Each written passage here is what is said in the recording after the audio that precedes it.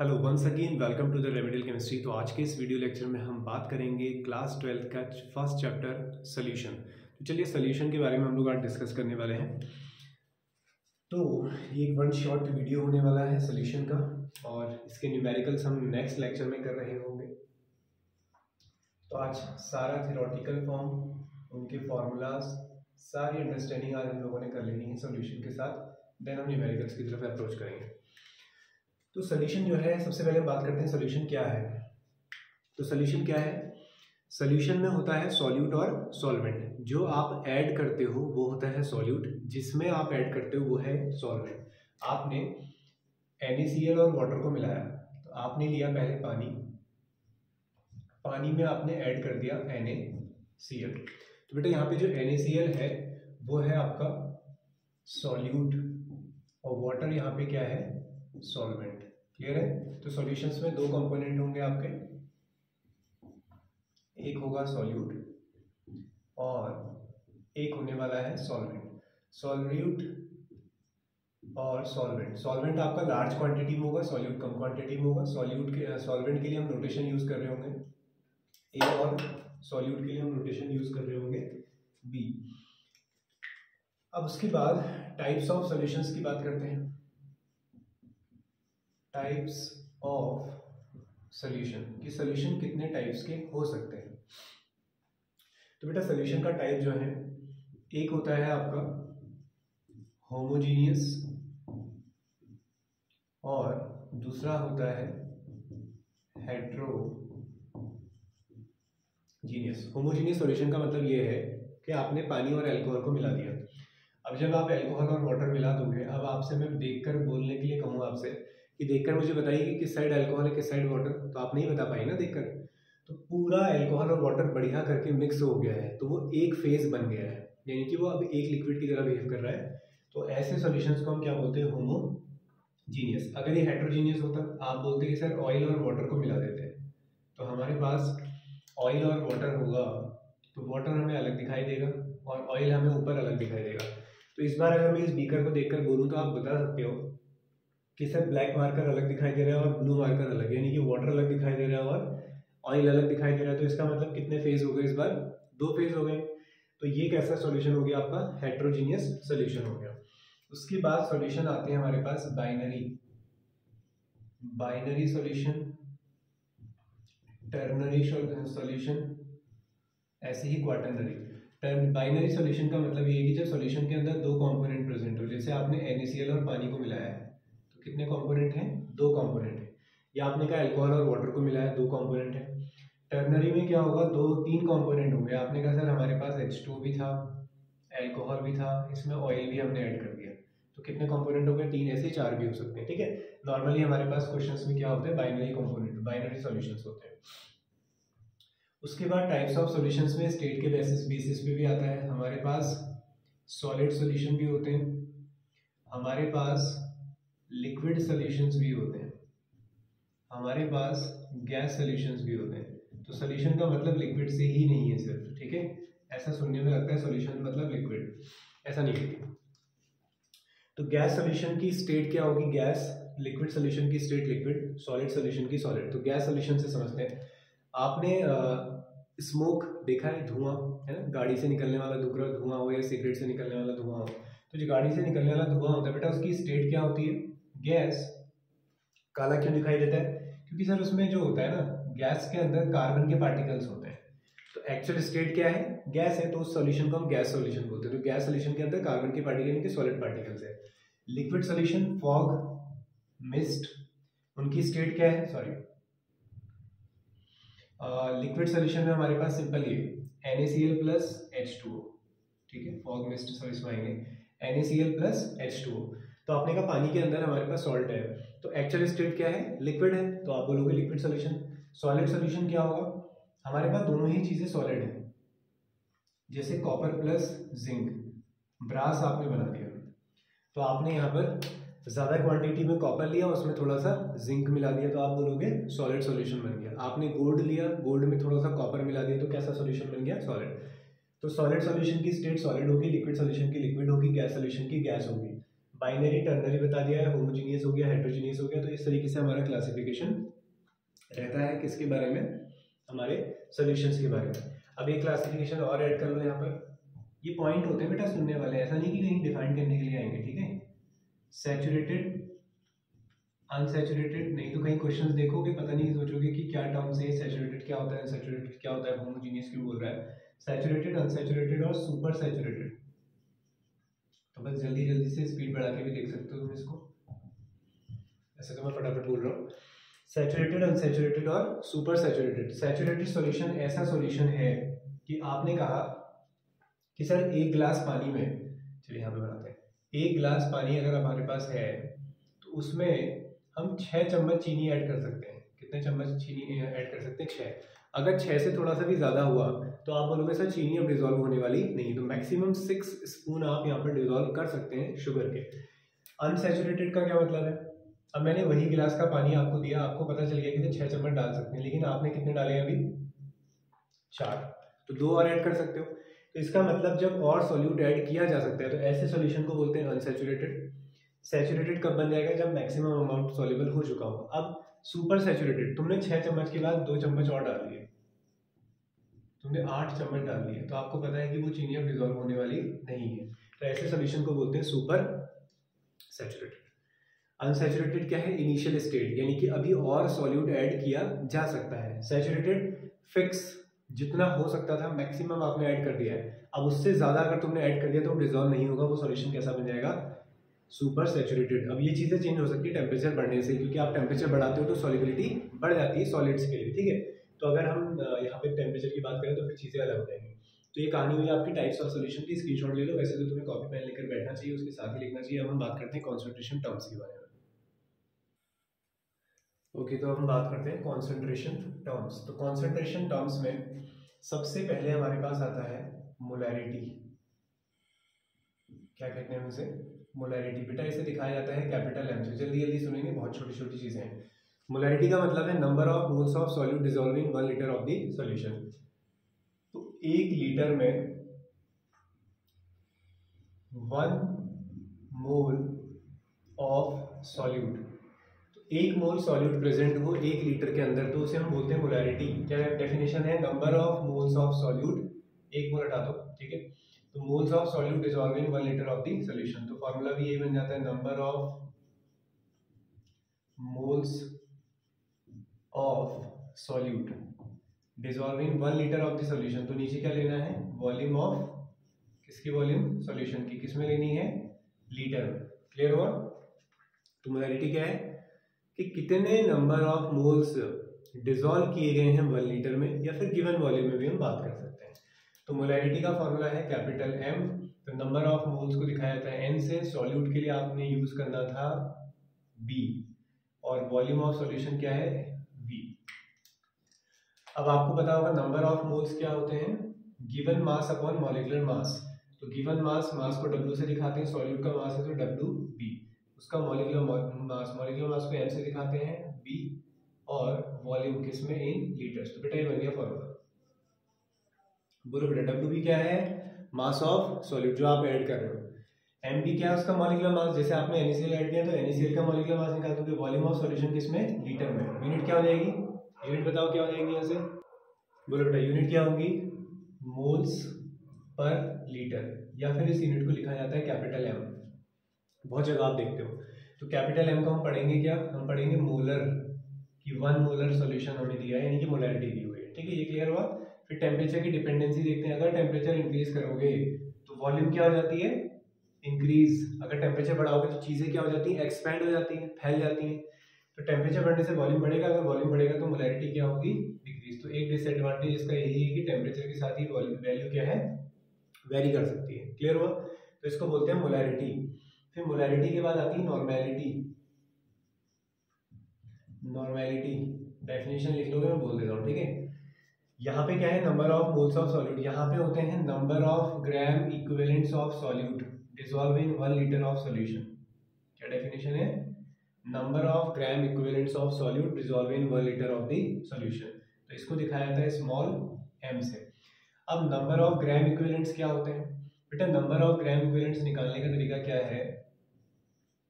Number of gram equivalents. Number of moles का formula क्या था, गिवन मास अपॉन मॉलिक्यूलर मास। तो यहाँ पर भी ऐसा ही है, given mass upon molecular mass. Molecular mass को डिवाइड किया जाता है सॉरी, मॉलिक्यूलर मास को डिवाइड किया जाता है यहाँ पर n फैक्टर से, जिसको हम इक्विवेलेंट मॉलिक्यूलर मास भी बोलते हैं। तो मॉलिक्यूलर मास को डिवाइड कर दोगे किससे, n फैक्टर से। n फैक्टर अभी समझा देते हैं क्या होगा, यहाँ रखिए इसे जरा। तो small m is equal to क्या आ जाएगा, given mass upon molecular mass. Molecular mass को n फैक्टर से डिवाइड कर दिया आपने, वॉल्यूम आपकी लीटर्स में ही है, तो n फैक्टर आपका ऊपर आ जाएगा। तो ये देखो बेटा, तो आप जरा ध्यान से देखिए ये फॉर्मूला किसका है। तो आप क्या बोलेंगे फिर, मैंने यहाँ पे क्या लिख दिया, मोलैलिटी, यहाँ पे है बेटा आपका नॉर्मेलिटी, ठीक है, n। तो नॉर्मेलिटी इज इक्वल टू क्या आ गया, नॉर्मेलिटी इज इक्वल टू आ गया आपका मोलैलिटी इनटू n फैक्टर। अब तुम्हें क्या समझना रह गया, तुम्हें समझना रह गया कि सर n फैक्टर क्या होता है, क्लियर हुआ। तो मोलैलिटी क्या है, number of moles of solid dissolving 1 litre of the solution, unit है moles per litre. Temperature increase होगा तो वॉल्यूम इंक्रीज होगी, मोलैलिटी क्या हो जाएगी, डिक्रीज हो जाएगी। मोलैलिटी का यूनिट जो है मोल्स पर लीटर, साथ में मोलर भी आप पढ़ सकते हैं। नॉर्मेलिटी क्या है, number of gram equivalents of solid dissolving 1 litre of the solution. Unit क्या हो जाएगी इसकी, ग्राम इक्विवेलेंट्स ऐड किए, ठीक है, ग्राम नहीं है, ग्राम इक्विवेलेंट्स पर लीटर, ये यूनिट हो जाएगी। अब इनमें रिलेशन याद कर लो सीधे, ये कुछ याद करने की रिक्वायरमेंट नहीं है कि normality is equal to molality into n factor. n factor में समझा देता हूँ क्या होता है। देखिए आपके पास NaOH है, NaOH कितने OH देगा, वही उसका n फैक्टर है। तो बेटा कितने OH नेगेटिव दे सकता है ये, 1।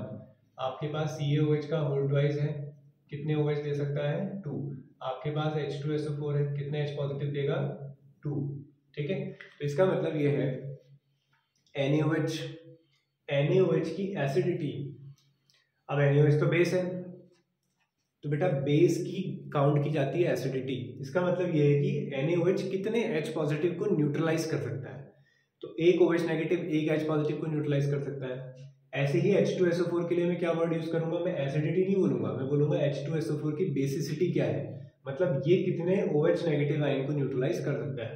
तो ये 2 H पॉजिटिव देता है, तो ये 2 OH को न्यूट्रल कर सकता है, ठीक है। तो आप अपने, ये मैंने मीनिंग बता दिया कि कुछ गलत ना हो स्टेटमेंट के हिसाब से चीजें। बाकी तुम्हें सिंपल तुम्हारे लिए क्या है, सर NaOH 1 OH देता है, COH का ऑल्ट्राइज 2 देता है, H2SO4 2 H पॉजिटिव देता है, HCl 1 देता है, तो बस उस हिसाब से हम यहाँ पर वैल्यू रख रहे हो, क्लियर हुआ।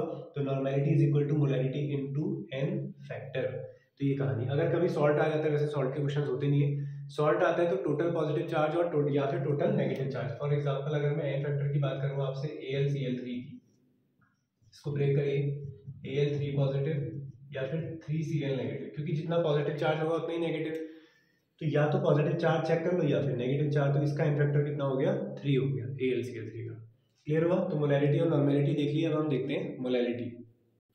चलिए बेटा, तो बात करते हैं हम मोलैलिटी की। अगर आपको कहीं पे लगेगा कि सर काफ़ी फास्ट चल रहे हैं, तो बेटा आपके पास ऑप्शन होता है, वीडियो को आप एकदम से पीछे करें और देखें उस पॉइंट को क्या कहा है। अगर सर कहीं पे जल्दी जल्दी निकल गए, तो मैं कोशिश करता हूँ कि कोई बच्चा अगर रिवाइज कर रहा है तो उसका बहुत ज़्यादा टाइम वेस्ट ना हो, स्लो स्लो अगर मैं बताऊँ यहाँ पर, ठीक है ना। तो आपके पास ऑप्शंस हैं, उस तरीके से आप लोग चीज़ों को चेंज कर सकते हो, क्योंकि फिर वीडियो की लेंथ ज़्यादा लगती है तो फिर वैसे देखने का मोटिवेशन खत्म हो जाता है। तो मोलैलिटी की बात करते हैं, तो मोलैलिटी का फॉर्मूला क्या होगा, number of moles of solute.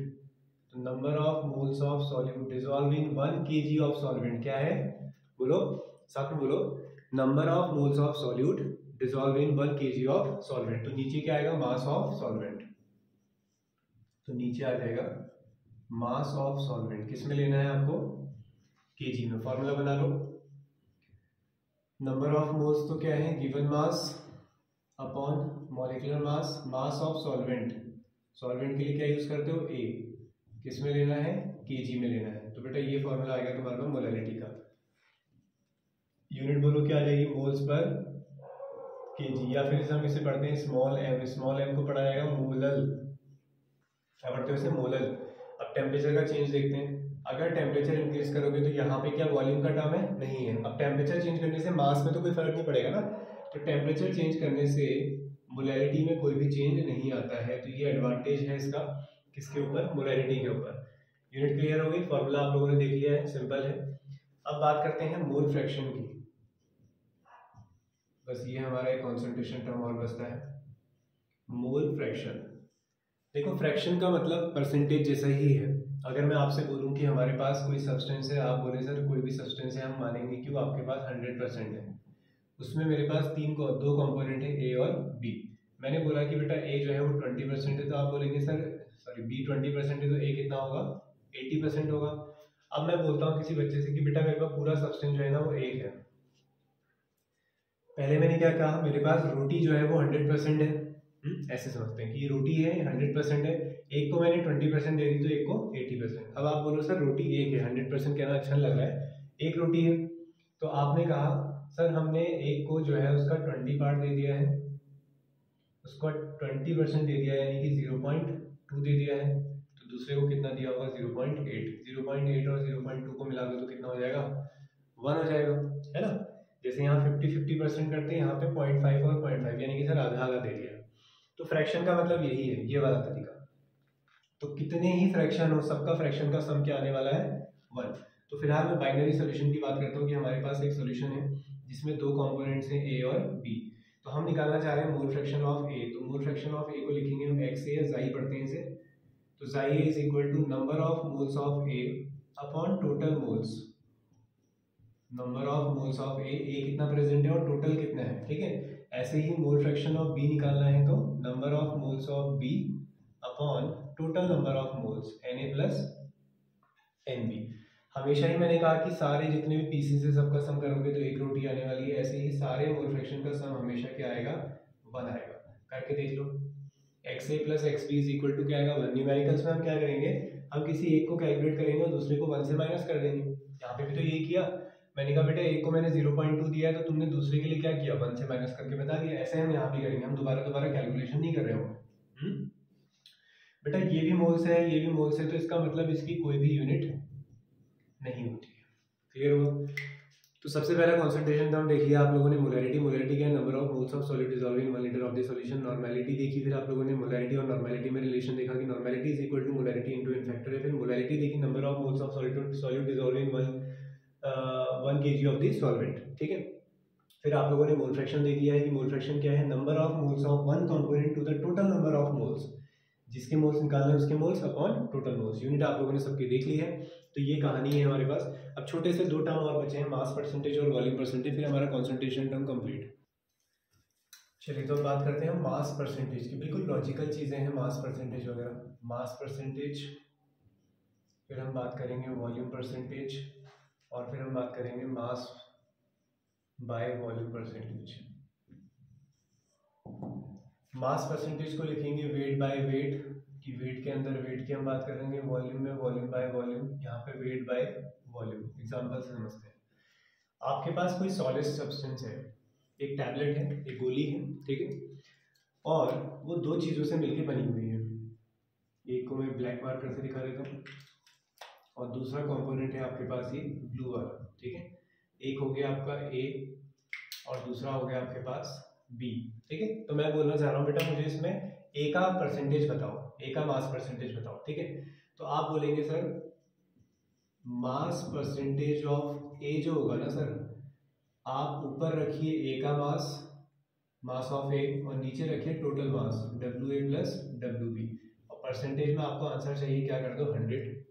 अरे तुम अपने मार्क्स के परसेंटेज कैसे निकालते हो, टोटल पेपर में टोटल नंबर्स कितने हैं, यानी कि टोटल मार्क्स कितने थे, तुमने कितने ऑब्टेन किए इनटू 100। तुम्हारे आए, मान लीजिए आपके पास, ठीक है, 500 में से तुम्हारे आ गए 400, तो परसेंटेज ऐसे तो निकालते हो। तो टोटल मार्क्स आपने कितने ऑब्टेन किए इनटू 100, तो आपका परसेंटेज निकल गया। ऐसे ही मास परसेंटेज ऑफ बी निकालना होगा, तो आप बी का मास ऊपर रखोगे और नीचे टोटल मास रख दोगे W A plus W B into 100। Clear हुआ। ऐसा ही वॉल्यूम परसेंटेज है।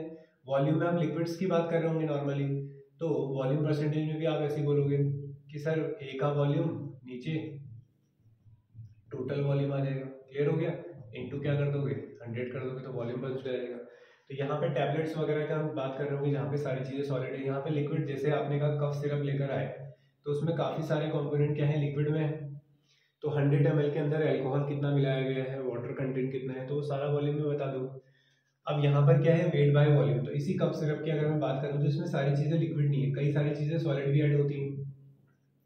जैसे आपने कहा सर इसमें जो है कुछ अमाउंट में शुगर भी ऐड है, तो शुगर तो सॉलिड हुई ना, तो कप सिरप की स्टेट क्या है, वो लिक्विड है, तो लिक्विड के अंदर कुछ सॉलिड भी है, तो वेट किसके अंदर प्रेजेंट है, वॉल्यूम के अंदर। तो वेट बाय वॉल्यूम क्या होता है कि कितना मास प्रेजेंट है 100 ml वॉल्यूम में। तो इस तरीके से हम बता रहे हैं mass of solid in 100 ml of solution, तो उसको हम बोल देते हैं वेट बाय वॉल्यूम। अब क्वेश्चंस में हमें किस तरीके की रिक्वायरमेंट होती है, आपसे क्वेश्चन में कहा गया 10% weight by weight glucose solution, ठीक है, खाली सॉल्यूशन बोल दिया जाता है यानी कि वाटर के अंदर बनाया गया है। तो 10% weight by weight glucose solution. अब इस स्टेटमेंट से आप न्यूमेरिकल्स में क्या क्या हेल्प ले सकते हो, तो 10% से आप बोलोगे सर ग्लूकोज का जो मास है ना, ग्लूकोज का जो मास है WB से दिखा देते हैं मास ऑफ सॉलिड को, वो कितना ग्राम है, 10 ग्राम। कितने के अंदर प्रेजेंट है, मास ऑफ सॉल्यूशन कितना होगा, सॉल्यूशन का मास होगा कितना 100 ग्राम, यही तो बोलोगे ना। अरे 10% कैसे आया होगा, यहाँ लगाओगे, ये 10% कैसे आया होगा, ऊपर 10 रहा होगा, नीचे 100 रहा होगा, परसेंटेज निकाला होगा तो इंटू 100, ये कैंसिल हो गया होगा, आंसर आ गया होगा 10%। क्लियर हुआ। तो कहीं पे अगर ऐसा लिखा होता है कि 10% वेट बाय वेट, तो इसका मतलब क्या है, 10 ग्राम प्रेजेंट है 100 ग्राम ऑफ सॉल्यूशन में, सॉल्वेंट कितना हो जाएगा, 100 में से 10 माइनस कर तो 90 ग्राम हो गया। क्लियर हुआ। तो ये हमें क्वेश्चंस में हेल्प कर रहा होता है। ऐसी एक और यूनिट होती है पीपीएम, वहाँ पे 10 की पावर 6 का यूज करते हैं, पार्ट्स पर मिलियन। इतना याद रख लो कि पीपीएम यूनिट जो है वो बहुत स्मॉल क्वांटिटीज के लिए यूज की जाती है, यानी कि जहाँ पर आप रूम में प्रेजेंट हो, अगर मैं एयर में पॉल्यूशन की बात करूँ तो पॉल्यूशन के पार्टिकल्स बहुत कम होंगे, तो उनको पीपीएम यूनिट्स में काउंट किया जा रहा होगा, पार्ट्स पर मिलियन में। ठीक है, तो ये हुआ आपका कॉन्सेंट्रेशन टर्म। अब हम बात करेंगे सॉलिबिलिटी की। चलिए तो अब हम बात करते हैं सॉलिबिलिटी की कि सॉलिबिलिटी क्या होती है। तो सॉलिबिलिटी को हम दो क्लास में डिवाइड करेंगे। एक है हमारा सॉलिड्स की सॉलिबिलिटी इन लिक्विड्स, यानी कि सॉलिड आप ऐड कर रहे हो किसके अंदर, लिक्विड के अंदर, जैसे आप नमक डाल रहे हो पानी के अंदर। ठीक है, तो होता क्या है, अब अलग अलग चीज़ें हैं। देखो टेम्परेचर बढ़ने से चीज़ें डिजॉल्व हो हमेशा ऐसा ही नहीं, ऐसा नहीं है। ठीक है, टेम्परेचर बढ़ने से हमेशा सॉलिबिलिटी बढ़े ऐसा नहीं है। देखिए कैसे, अगर, ठीक है, ये लॉजिकली सब लोगों को पता है कि अगर हम टेम्परेचर बढ़ाते हैं तो पानी में अगर आपने NaCl ऐड किया है तो NaCl की सॉलिबिलिटी क्या होगी, इंक्रीज होगी, है ना। आपने ठंडे पानी में नमक घोला, वहीं आपने गर्म पानी में नमक घोला, तो आप बोलोगे सर गर्म पानी में जल्दी डिजोल्व हो जाएगा। जैसे आपने पानी में चीनी घोली, नींबू पानी बना रहे हो, वहीं आप गर्म चाय में चीनी डाल रहे हो, दोनों में बराबर चीनी डाल रहे हो, तो चीनी किस में जल्दी डिजोल्व हो जाएगी, चाय वाले में, यानी कि गर्म वाले में। ठीक है, तो हॉट में सॉलिबिलिटी क्या होगी, इनकी ज़्यादा होगी। तो ऐसा होगा कब बेटा, अगर रिएक्शन कैसी है, अगर रिएक्शन कैसी है, एंडोथर्मिक है। एंडोथर्मिक का क्या मतलब हुआ, ध्यान से समझना।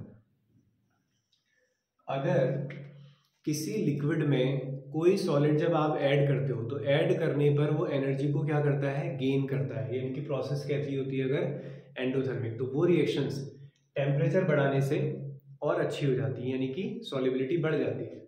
तो अगर NaCl और वाटर को मिलाने से पानी का टेम्परेचर हल्का कम होता है, तो अगर हम टेम्परेचर बढ़ा देंगे तो बहुत अच्छी बात है ना। तो अगर किसी सॉलिड को लिक्विड में ऐड करने पर टेम्परेचर कम होता है तो आपको टेम्परेचर बढ़ा देना चाहिए, तो इसलिए टेम्परेचर बढ़ाने से सॉलिबिलिटी क्या होगी, बढ़ेगी। अब इसका उल्टा क्या है, देखिए, अगर आप कैल्शियम ऑक्साइड लें और उसे पानी में डालें, सुना होगा आपने कैल्शियम ऑक्साइड यानी कि चूना, चूने को आप पानी में डालते हैं ना तो वो उबलने लग जाता है, यानी कि वो रिएक्शन कैसी होती है, एक्सोथर्मिक। तो पानी और चूना जब मिलता है तो बेटा एनर्जी बहुत रिलीज होती है। तो तुम मुझे बताओ, तुम्हें ठंडे पानी में चूना डालना चाहिए या गर्म पानी में, किस में जल्दी घुलेगा, बोलो, ठंडे पानी में घुलेगा, क्योंकि ये जब दोनों आपस में कांटेक्ट आते हैं तो एनर्जी रिलीज होती है। तो बेटा आपको एनर्जी देने की जरूरत नहीं है, आप तो एनर्जी को क्या करो, कम। तो अगर आप कोल्ड वाटर लोगे तो वहां पर बहुत अच्छे से ये चीजें डिजॉल्व हो रही हो। क्लियर हुआ। तो तुम्हें ऐसे याद नहीं करना है टेम्परेचर बढ़ने से सॉलिबिलिटी सॉलिड की बढ़ जाती है, आपने कैसे याद रखना है कि टेम्परेचर बढ़ाने से सॉलिबिलिटी बढ़ती है अगर चेंज कैसा है, एंडोथर्मिक है। टेम्परेचर यहाँ पे लिख देता हूँ, टेम्परेचर इंक्रीज करने से सॉलिबिलिटी डिक्रीज होगी अगर वो चेंज कैसा है, एक्सोथर्मिक है। इसके अलावा तीसरी कंडीशन भी होती है कि कई बार क्या होता है, टेम्परेचर बढ़ाने से पहले चीज़ें डिजोल्व होती हैं, फिर बाद में वो वापस सॉलिड बनने लग जाती हैं, ठीक है। तो ऐसी कंडीशंस भी होती है, उस पर फिलहाल अभी बात नहीं कर रहे हैं, फिर वो ज़्यादा टॉपिक दूर चला जाएगा। तो क्लियर हुई इतनी सॉलिबिलिटी। फिर दूसरी सॉलिबिलिटी आती है गैसेस इन लिक्विड्स। तो गैसेस इन लिक्विड्स, तो गैस की बात करेंगे हम लिक्विड के अंदर। उसके लिए आता है हमारे पास हेनरीज लॉ। कौन सा लॉ आता है बेटा, हेनरी लॉ। तो गैसेस लिक्विड के अंदर कैसे डिजोल्व, जैसे कोल्ड ड्रिंक आप लोग पीते हो, तो कोल्ड ड्रिंक के अंदर गैस ही तो डिजोल्व रहती है। कौन सी गैस डिजोल्व रहती है, कार्बन डाइऑक्साइड। तो जितना यहाँ पर गैसेस की सॉलिबिलिटी की बात करें तो हम प्रेशर के टर्म्स में बात करते हैं। प्रेशर जैसे जैसे आप इंक्रीज करोगे वैसे वैसे सॉलिबिलिटी बढ़ जाएगी, किसकी, गैस की, किसके अंदर, इन लिक्विड के अंदर। यही कहना है हेनरी सर का कि partial pressure of gas is directly proportional to its mole fraction.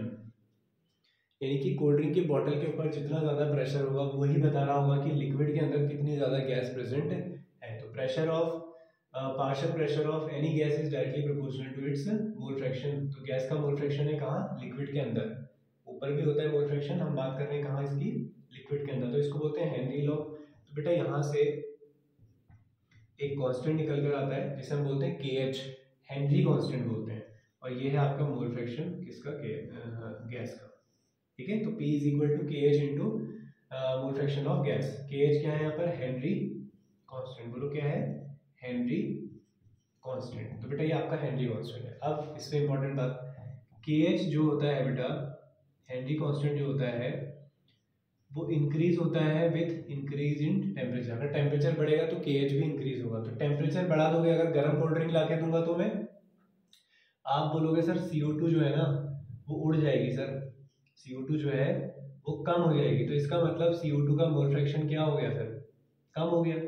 तो अगर टेम्परेचर बढ़ेगा तो हेनरी कांस्टेंट भी बढ़ता है और सॉलिबिलिटी क्या हो जाती है, फिर कम हो जाती है। लॉजिकली तो मैं पता है कि अगर हम सर टेम्परेचर को बढ़ाएंगे, यानी कि कोल्ड ड्रिंक एक चिल्ड है और एक हॉट कोल्ड ड्रिंक है, ठीक है ना, तो वहां पे हम देखेंगे कि अगर टेम्परेचर हाई है तो गैसेस की सॉलिबिलिटी उस कोल्ड ड्रिंक के अंदर कम है, वो कम टेस्टी लगेगा।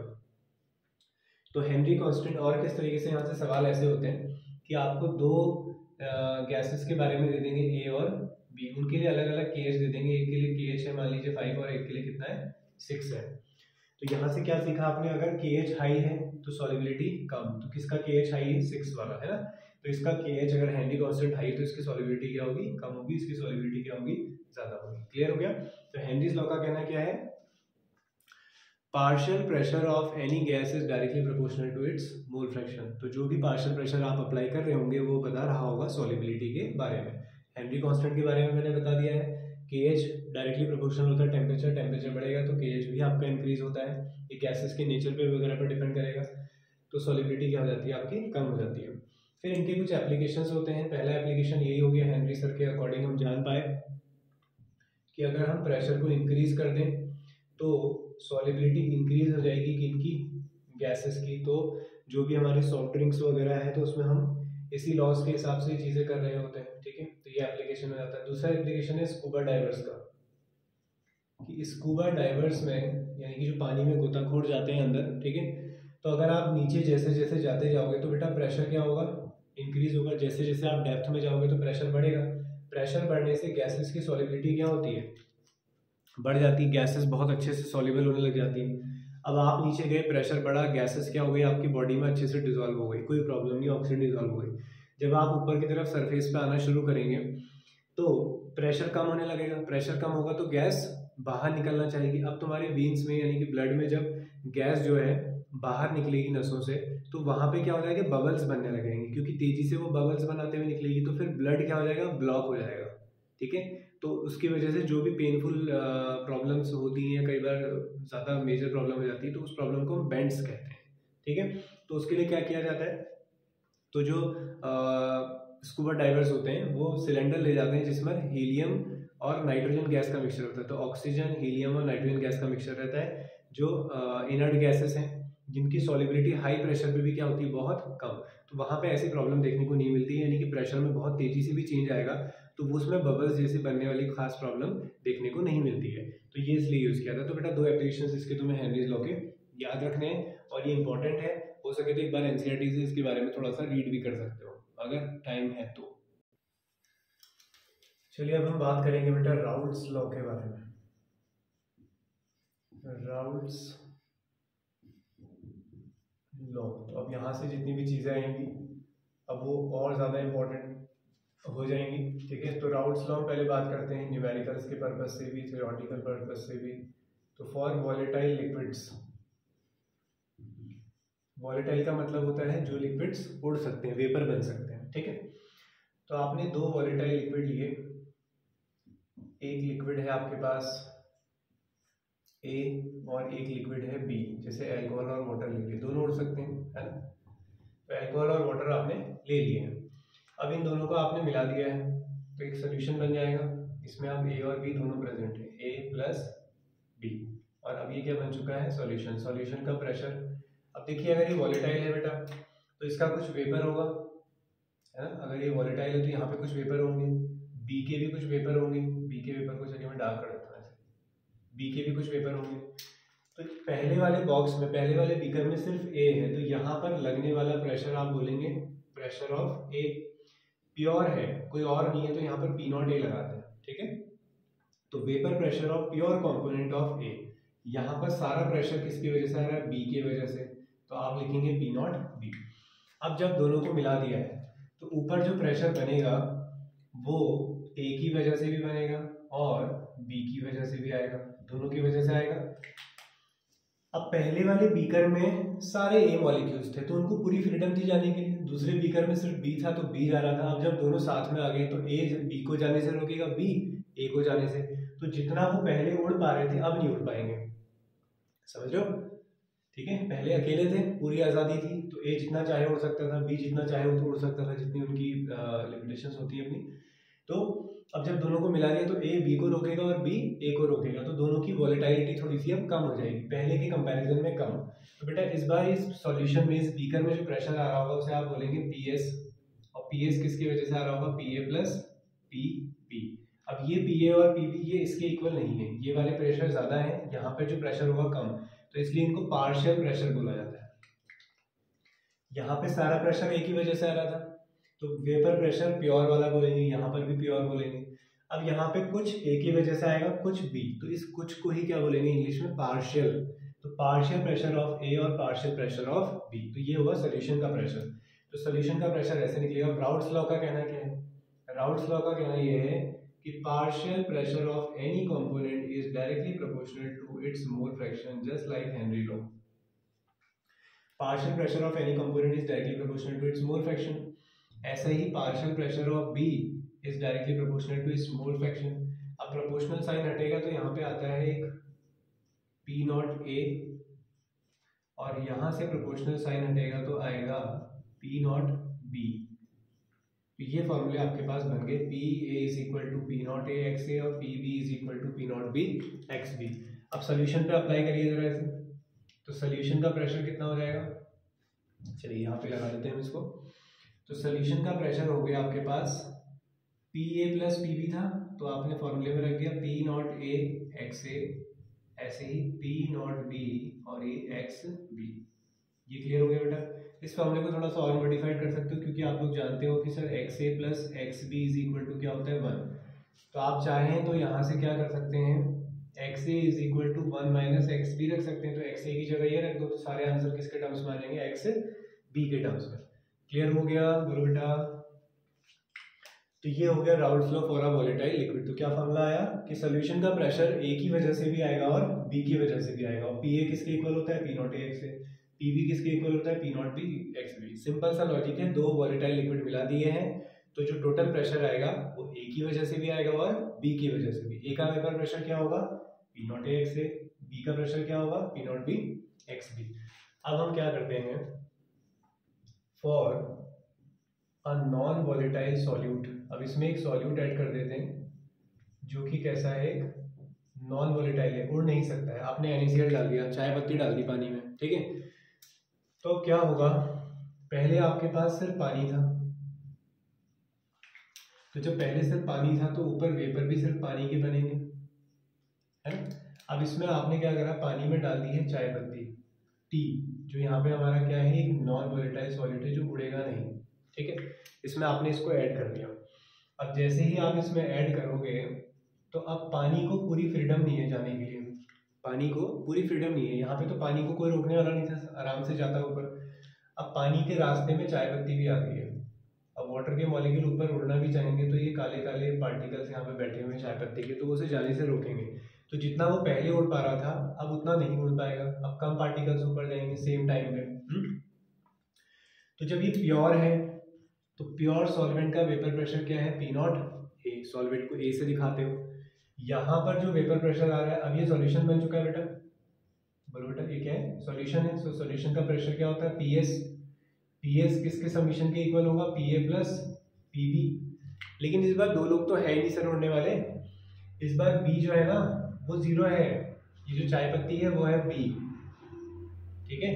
तो इस बार जो बी है उसकी वजह से तो कोई प्रेशर आएगा नहीं, वो तो उड़ ही नहीं सकता है, तो प्रेशर किसकी वजह से आएगा, सिर्फ ए की वजह से आएगा। और ए की वजह से क्या फॉर्मूला होता है, पी नॉट ए एक्स ए, बस खत्म। लॉजिक समझो, आपके पास पानी था, वो आराम से उड़ सकता है तो उसका वेपर ज़्यादा होगा। अगर पानी में आप चाय पत्ती डाल दोगे, अरे दोनों गैस में बराबर अमाउंट में पानी रखो, एक में चाय पत्ती डाल दो एक में पानी रख दो, दोनों को 2 मिनट गर्म करो, किस में ज़्यादा वेपर बनेगा, नॉर्मल वाटर में। जिसमें चाय पत्ती डाली वो देर में उबलेगा, यानी कि उसका वेपर कम बनेगा। तो यही तो हो रहा है कि जब ये प्योर स्टेट में है, दोनों को सेम टाइम दिया गया है, तो इसके वेपर ज़्यादा बन रहे हैं और नॉन वोलेटाइल सॉल्यूट ऐड करने से वेपर प्रेशर कम हो गया, क्योंकि चाय पत्ती उसको उड़ने से रोकेगी। तो पॉइंट क्या बन गया कि किसी प्योर सॉल्वेंट में, किसी वॉलेटाइल प्योर सॉल्वेंट में नॉन वॉलेटाइल सॉल्यूट ऐड करने से वेपर प्रेशर क्या हो जाता है, कम हो जाता है।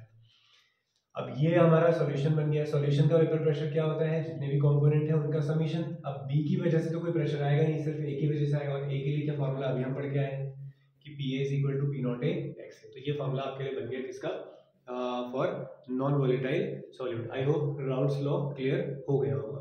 अब राउट्स लॉ जब तुम्हारे समझ में आ गया है तो अब हम यहाँ से बात कर रहे होंगे बेटा आइडियल और नॉन आइडियल सॉल्यूशंस के बारे में। चलिए तो अब बात करते हैं ideal and non ideal solutions के बारे में। तो एक साइड आप लिख लेंगे आइडियल सॉल्यूशंस। बेटा बोर्ड एग्जाम्स में यहाँ से क्वेश्चन मिल जाता है आइडियल सॉल्यूशन और नॉन आइडियल सॉल्यूशन से, एमसीक्यू में भी मिल जाता है आपको, और कभी आपको किसी 2-3 मार्क्स के क्वेश्चन में मिक्स करके मिल जाएगा।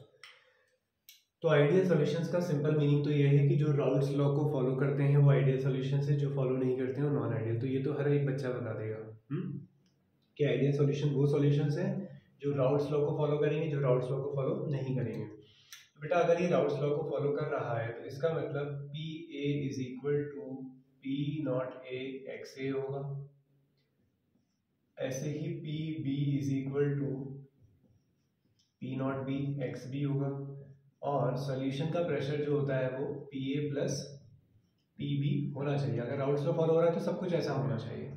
और जब आप दोनों ए और बी को मिक्स करो तो मिक्स करने पर कोई भी एनर्जी रिलीज या एब्जॉर्ब नहीं होना चाहिए, एनर्जी में कोई चेंज नहीं आना चाहिए, एंथैल्पी में कोई चेंज नहीं आना चाहिए। और जब आप इनको मिलाएं तो मिक्स करने पर वॉल्यूम में भी कोई चेंज ना आए। मतलब ये है कि जब आपने 5-5 लीटर के ए और बी को मिलाया तो 10 लीटर ही बनना चाहिए, ऐसा नहीं होना चाहिए कि 9.5 लीटर बन गया 11 लीटर, तो यानी कि इंक्रीज भी नहीं होना चाहिए डिक्रीज भी। आपको लग रहा होगा सर ऐसा पॉसिबल तो नहीं है, अभी हम समझेंगे इसको, ठीक है। तो मिक्स करने पर वॉल्यूम में भी कोई चेंज ना आए, तो उन सब ये सारी कंडीशन है राउट्स लॉ की। तो बेटा ये वाली जो वैल्यूज है ना इस साइड जो लिखी है, इन वैल्यूज को हम बोलते हैं कैलकुलेटेड वैल्यूज। कौन सी वैल्यू बोलेंगे, कैलकुलेटेड, कैलकुलेटेड, हाँ ठीक है। ये है आपकी कैलकुलेटेड वैल्यू, और ये वैल्यू होती है ऑब्जर्व वैल्यू, प्रैक्टिकल वैल्यू,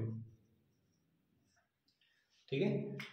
तो ये है calculated value according to Raoult's law, और ये ऑब्जर्व है, रियल में जो वैल्यूज हैं हम ये निकाल कर आए हैं, और ये कैलकुलेटेड। जब दोनों बराबर आए, राउट्स के मैथमेटिकल कैलकुलेशन से आने वाली वैल्यू और एक्सपेरिमेंटल वैल्यू अगर सेम आती तो आप बोलोगे राउट्स लॉ फॉलो हो रहा है।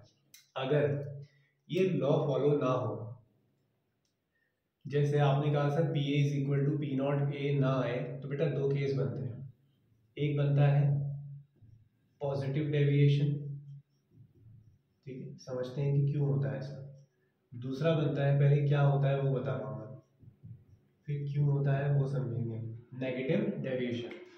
पॉजिटिव डेविएशन में क्या होता है कि आपने एक्सपेक्ट किया था पी ए, लेकिन पी ए जो है आपने एक्सपेक्ट किया था पी नॉट ए एक्स से, कैलकुलेटेड वैल्यू कौन सी है पी नॉट ए एक्स से, लेकिन वैल्यू का आगे ज़्यादा आ गई, आपने कैलकुलेशन करके 100 निकाला, वैल्यू आ गई 110। ऐसे ही पी बी भी ज़्यादा आ जाए और आप एक्सपेक्ट कर रहे थे वो पी नॉट बी एक्स भी आना चाहिए था, आपका जो पी एस है वो भी ज़्यादा आ गया आपके P A plus P B, जो सारी एक्सपेक्टेड वैल्यू अगर क्या आ जाए ज़्यादा आ जाए।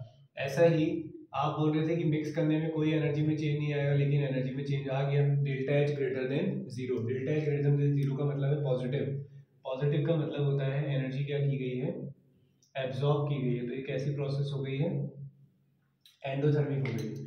ऐसा ही आपने कहा मिक्स करने में वॉल्यूम में चेंज नहीं होना चाहिए, लेकिन हो गया, आपने कहा सर वॉल्यूम तो इंक्रीज हो गई है, तो वैल्यू पॉजिटिव आ गई।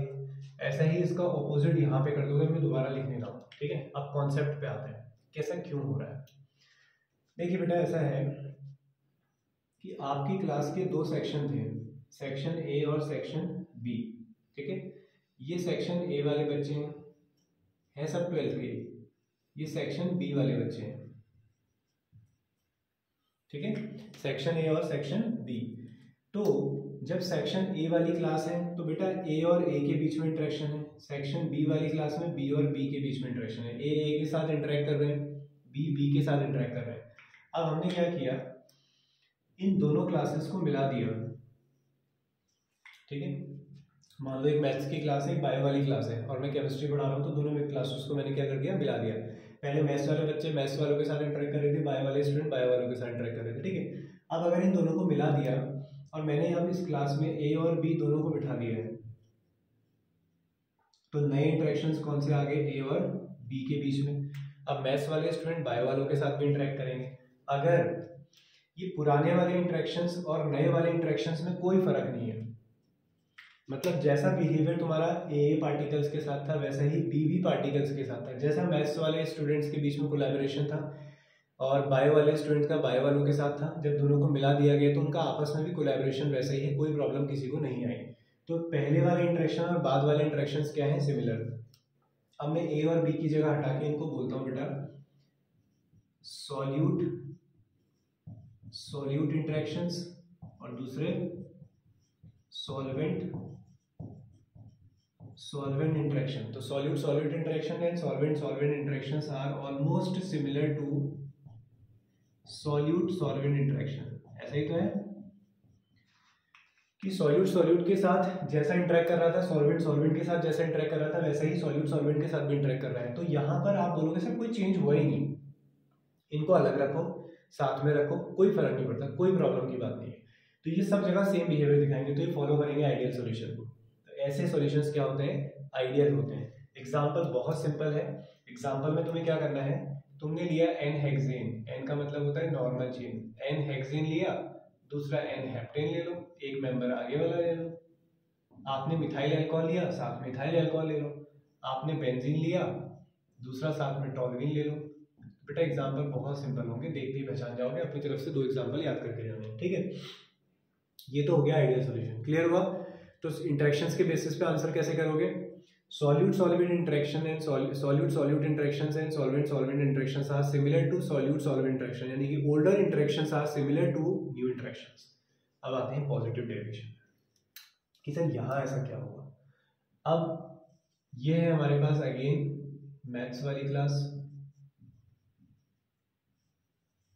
और ये है आपकी बायो वाली क्लास। मान लीजिए अभी क्लास 11th के स्टूडेंट है, 12th वाले क्लास में ऐसा कुछ देखने को नहीं मिला।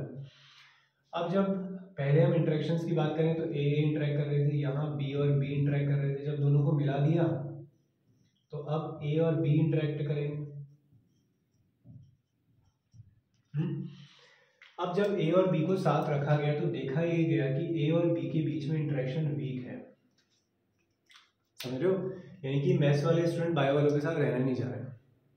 बायो वाले स्टूडेंट मैथ्स वालों के साथ नहीं रहना चाह रहे हैं, तो ये एक दूसरे को रिपेल कर रहे हैं। बेटा मारपीट हो रही है, ऐसा हो रहा है कि बिल्कुल पसंद ही नहीं कर रहे हैं। कोई टीचर आके बोल दे बेटा तुम लोगों को अलग अलग कर दें, तो ये बोल रहे हैं सर हाँ हाँ प्लीज़ सर हमें अलग कर दीजिए। तो ये एक दूसरे के साथ रहना ही नहीं चाहते हैं। तो पहले वाले इंटरेक्शन ए के साथ हैप्पी था, बी के साथ हैप्पी था, ए और बी को मिलाया तो अनहैप्पी हो गए। तो older interactions are stronger than new interaction. तो मुझे बताओ किनको वेपर बनाना इजी है, किन बच्चों को बाहर निकालना आसान है, इन्हें अलग करना आसान है या पहले वाली सिचुएशन में अलग करना आसान था? अब क्योंकि सर ए और बी साथ रहना नहीं चाहते, थोड़ा सा टेम्परेचर दो सर भाग जाएंगे, थोड़ा सा मौका दो भाग जाएंगे।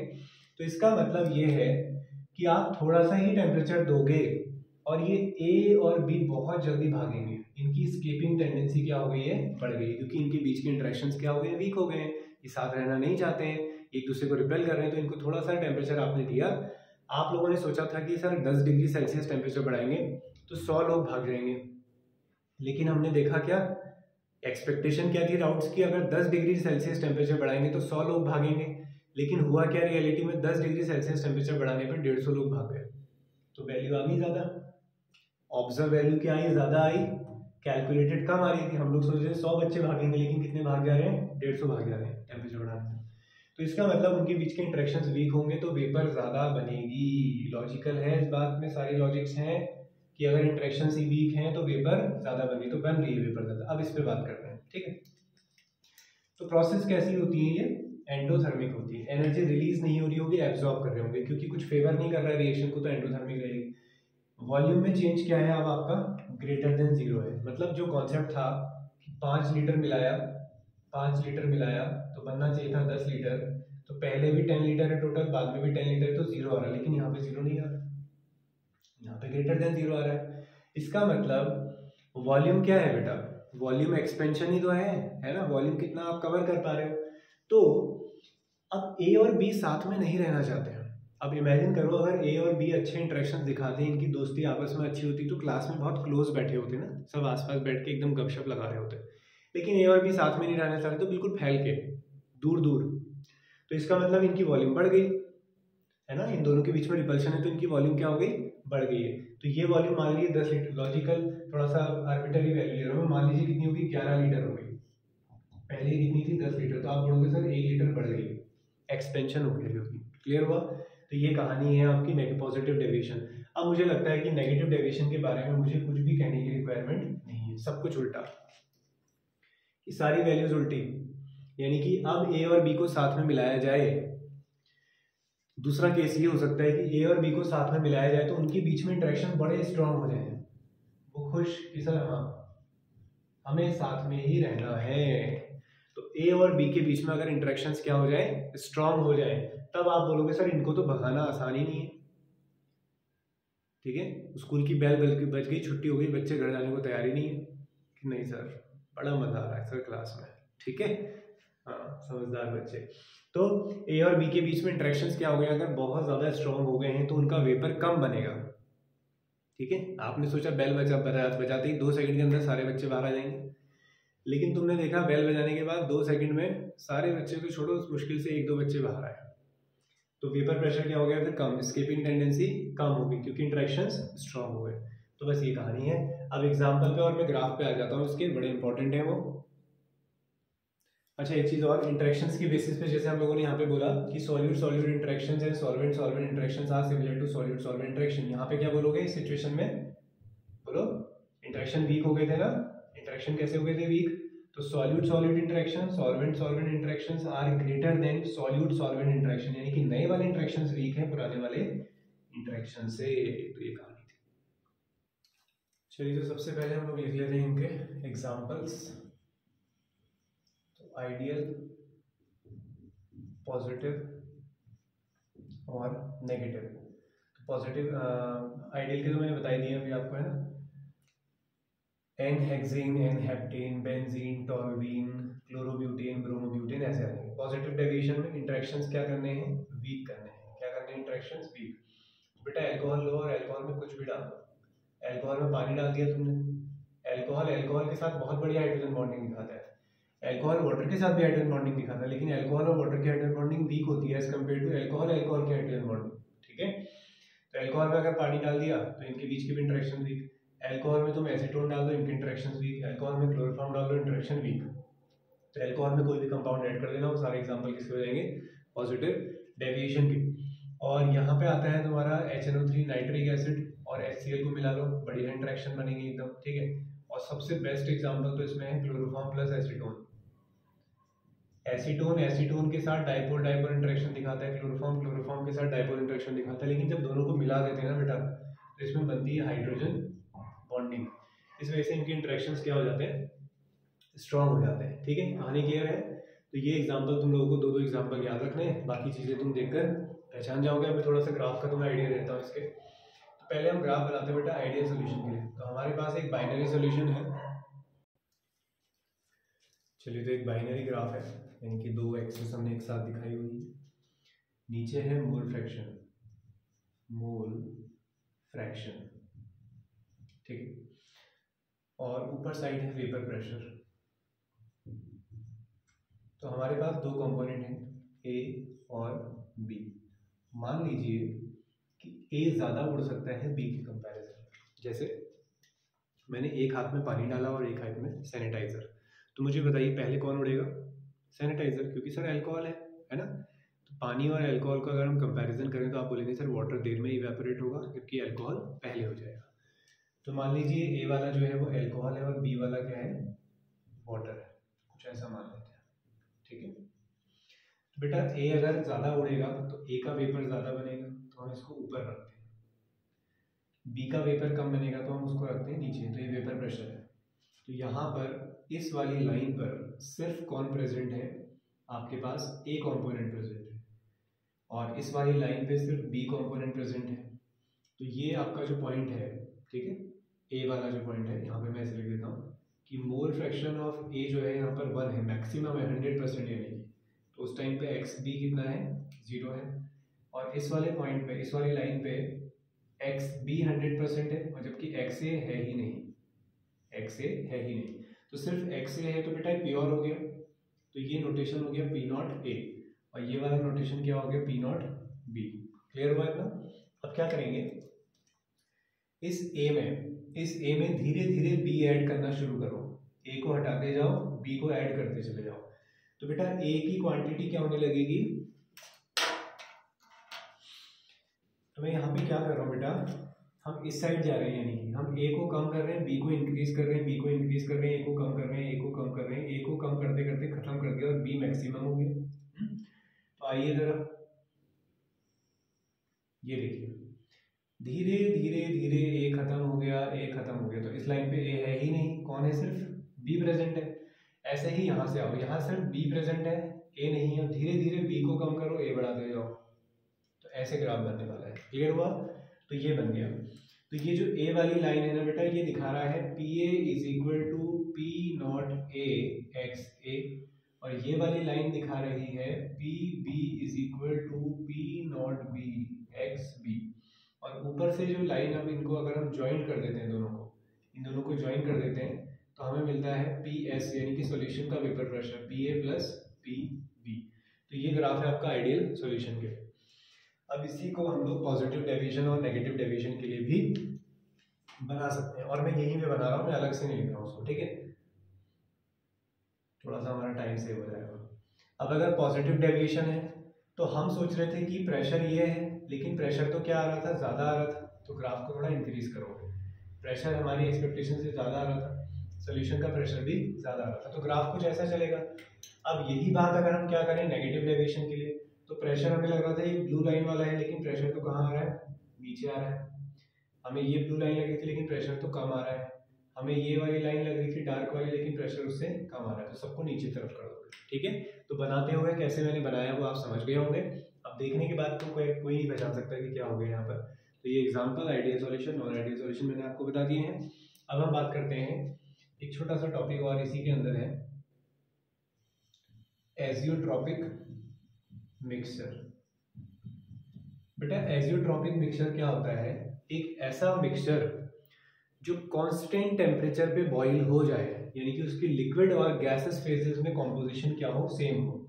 आपने दो लिक्विड मिलाए, एक मिलाया अल्कोहल, एक मिलाया वाटर, तो मुझे बताइए कि बॉइलिंग पॉइंट किसका कम होता है, एल्कोहल का। वाटर का बॉइलिंग पॉइंट 100 डिग्री सेल्सियस और इथेनॉल लिया है तो नियर अबाउट शायद 78 डिग्री सेल्सियस, इसका है 100 डिग्री सेल्सियस। ठीक है, अब होगा क्या, अब जब आपने एल्कोहल और वाटर को मिलाया तो आपको पता है कि सर ये तो 78 डिग्री सेल्सियस पे बॉयल हो जाएगा। आपने टेम्परेचर बढ़ाना शुरू किया, टेम्परेचर बढ़ाते गए तो 78 डिग्री सेल्सियस पे ये बॉयल होता है, 100 डिग्री सेल्सियस पे बॉयल ये होता है। तो ये सॉल्यूशन किसी एक टेम्परेचर पे बॉयल नहीं होता है, ये अलग टेम्परेचर पे बॉयल होता है, ये अलग टेम्परेचर पे बॉयल होता है। यानी कि अगर इस सॉल्यूशन का टेम्परेचर मैंने कितना पहुंचा दिया, 90 डिग्री सेल्सियस पहुंचा दिया, तो मैं पूछूंगा कि इन दोनों में से कौन बॉयल हो रहा है, तो आप बोलोगे सर एल्कोहल बॉयल हो रहा होगा, वाटर अभी बॉयल नहीं हुआ होगा, इवेपोरेट हो रहा होगा। ऐसा नहीं करेगा कि उड़ेगा नहीं, बॉयल होना अलग चीज है। ठीक है, तो बॉइलिंग पॉइंट का मतलब क्या होता है कि जब इसका vapour pressure atmospheric vapour pressure के इक्वल हो जाए, तो ये बॉयल हो रहा होगा लेकिन ये नहीं। लेकिन हाँ, टेम्परेचर अगर 100 डिग्री सेल्सियस से ऊपर चले जाए तो ऑब्वियसली दोनों ही बॉयल हो रहे होंगे। लेकिन हम इसे बॉयल करते गए, एल्कोहल भी बाहर जाता रहा, वाटर भी बाहर जाता रहा। एक टाइम ऐसा आया, तो मान लीजिए अभी तक इनकी क्वांटिटी ये थी, यहाँ तक प्रेजेंट थे बेटा, हीट करते रहे, धीरे धीरे दोनों उड़े उड़े उड़े उड़े, अब रेशो बन गया कुछ, मतलब क्वांटिटी बन गई, ये क्वांटिटी बन गई। तो जब हम पहले बॉईल कर रहे थे, हमने 100 डिग्री सेल्सियस तक तो टेम्परेचर पहुंचाया नहीं, 90 तक पहुंचाया, तो एल्कोहल ज़्यादा आ रहा था ऊपर, वाटर कम आ रहा था। मान लीजिए एल्कोहल के 10 मॉलिक्यूल आ रहे थे तो वाटर के 4 मॉलिक्यूल ऊपर आ रहे थे, तो कौन ज़्यादा आ रहा था ऊपर, एल्कोहल, वाटर कम आ रहा था।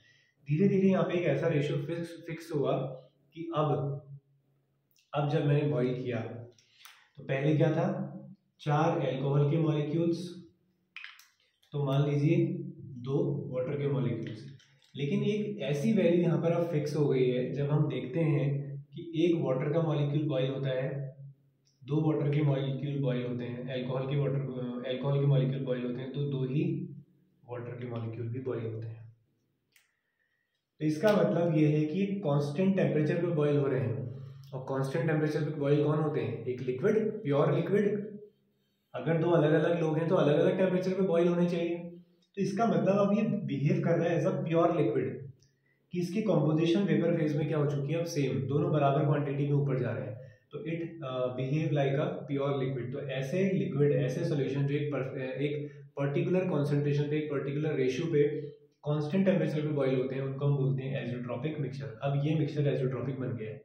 मतलब आंसर ये है कि अगर आप बोल दो कि सर एल्कोहल और वाटर जो है वो एज़ोट्रॉपिक मिक्सचर है, तो मैं बोलूँगा नहीं, मुझे क्वांटिटी बताओ कि कितना परसेंट एल्कोहल और कितना परसेंट वाटर, तभी तो एज़ोट्रॉपिक मिक्सचर होगा। ऐसा थोड़ी कि एल्कोहल और वाटर मिलाया और एज़ोट्रॉपिक मिक्सचर हो गया, नहीं तो पहले ही हो जाता। समझे? अब दूसरी ऑब्जर्वेशन क्या है, मैंने कहा कि ये बॉईल हो रहे हैं।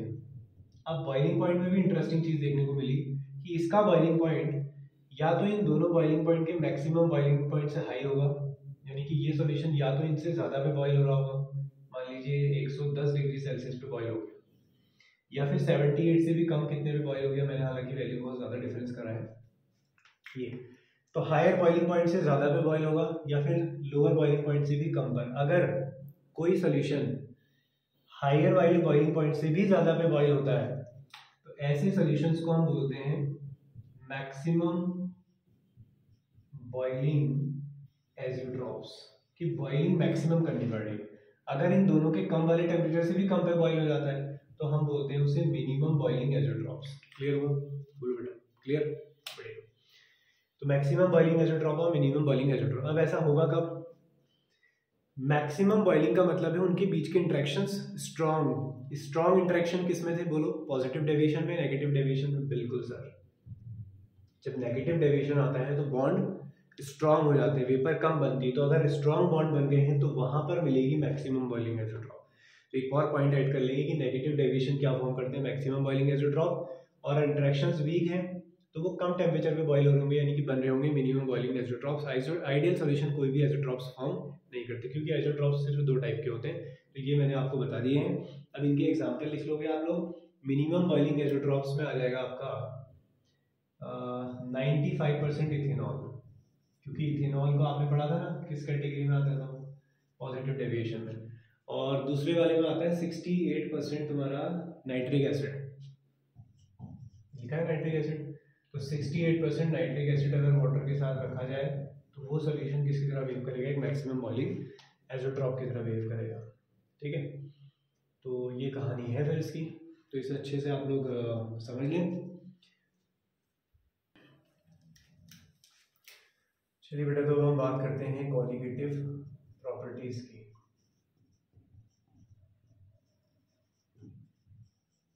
तो सबसे पहले तो मीनिंग क्या है क्वालिटेटिव प्रॉपर्टीज का, को बता सकता है? बोलो। तो क्वालिटेटिव प्रॉपर्टीज का मतलब ये है कि ऐसी प्रॉपर्टीज जो number of particles of solute पे डिपेंड करती है प्रेजेंट इन सॉल्यूशन। कितने पार्टिकल्स आप ऐड करते हो वो मैटर नहीं करता है, सॉल्यूशन के अंदर कितने प्रेजेंट होते हैं जाने के बाद। मान लीजिए आपने एक पार्टिकल डाला और अंदर जाके कितने हो गए? 2। तो वो 2 पे डिपेंड करेगा, वो 1 पे डिपेंड नहीं करेगा। मान लीजिए आप अंदर ऊपर से 2 पार्टिकल डालते हैं और अंदर जाके कितने हो जाते हैं? 1। तो वो 1 पे डिपेंड करेगा। तो क्या कहा हमने कि ऐसी प्रॉपर्टीज जो number of particles of solute पे डिपेंड करती है प्रेजेंट इन सॉल्यूशन, तो उसे हम बोलते हैं क्वालिटेटिव प्रॉपर्टी। तो सबसे पहले जो क्वालिटेटिव प्रॉपर्टी है relative lowering in vapour pressure. बेटा ये लेक्चर देख रहे हो आप लोग, तो नेक्स्ट लेक्चर जरूर कवर करना, ठीक है? उसमें हम लोग न्यूमेरिकल्स करेंगे, क्योंकि फिजिकल केमिस्ट्री बिना न्यूमेरिकल्स के तो है ही नहीं, ठीक है? अब इसमें अगर हम करेंगे तो फिर वो बहुत ज़्यादा लेंदी हो जाएगा, तो मैं सोच रहा हूँ कि थोड़ा क्वेश्चंस का अलग से करें, ठीक है ना? तो वो ज़्यादा बेहतर रहेगा। तो relative lowering in vapour pressure, अभी आप लोगों ने सीखा था कि हमारे पास अगर पानी है उसमें हम चाय पत्ती डाल देते हैं, तो पहले पानी के वेपर ज़्यादा बन रहे थे। अब अगर उसमें हम चाय पत्ती ऐड कर देते हैं तो चाय पत्ती ऐड करने से क्या होगा? अब वेपर कम बनेंगे, चाय देर में उबलती है, ठीक है? तो पहले जो सॉल्वेंट था, पहले क्या था? सॉल्वेंट। अब क्या है? सॉल्यूशन है। सॉल्वेंट का वेपर, सॉल्वेंट को किससे दिखाते हो? सॉल्वेंट को दिखा रहे थे तुम लोग ए से। सॉल्यूशन हो गया पीएस आपका। तो ये आपका प्योर है, तो P not A vapour pressure of pure solvent, और ये है पीएस। पीएस किसके इक्वल होगा? पी बी के इक्वल होगा। पी बी क्या होता है? P not B X B. Clear है? अच्छा एक सेकंड, नोटेशन थोड़े बदल दिए मैंने। आप सॉल्वेंट किसके लिए यूज करते हैं? ए के लिए ना, तो पी नॉट ए और P not A, P not A और ए एक्स ए, क्योंकि यहाँ पर जो टोटल सॉल्यूशन का प्रेशर आ रहा होगा वो P A plus P B से आएगा। अब चाय पत्ती तो उड़ेगी नहीं बेटा, चाय पत्ती तो यहाँ बैठी रहेगी, उसने तो जाना नहीं ऊपर, तो प्रेशर सिर्फ किसके वजह से आएगा? ए की वजह से आएगा, ठीक है? तो ये हमारे पास फॉर्मूला पहले भी बना था, राउल्ट्स लॉ यही था, और नॉन वोलेटाइल, ठीक है? थोड़ा सा चेंज कर लेते हैं इसको। तो P S is equal to P not A X A, ठीक है? ये आया। अब इसको थोड़ा सा चेंज करते हैं, पी एस और चलो, तो P S is equal to P not A X A की जगह क्या लिख सकते हो? 1 minus X B. X B क्या है? बोलो, एक्स बी क्या है? Mole fraction of solute. अब मल्टीप्लाई कर दो तो क्या बनेगा? P not A minus P not A X B. इस वाले टर्म को इधर ले आओ, इस वाले टर्म को आप इधर ले आते हो तो क्या मिलता है आपको? P not A X B.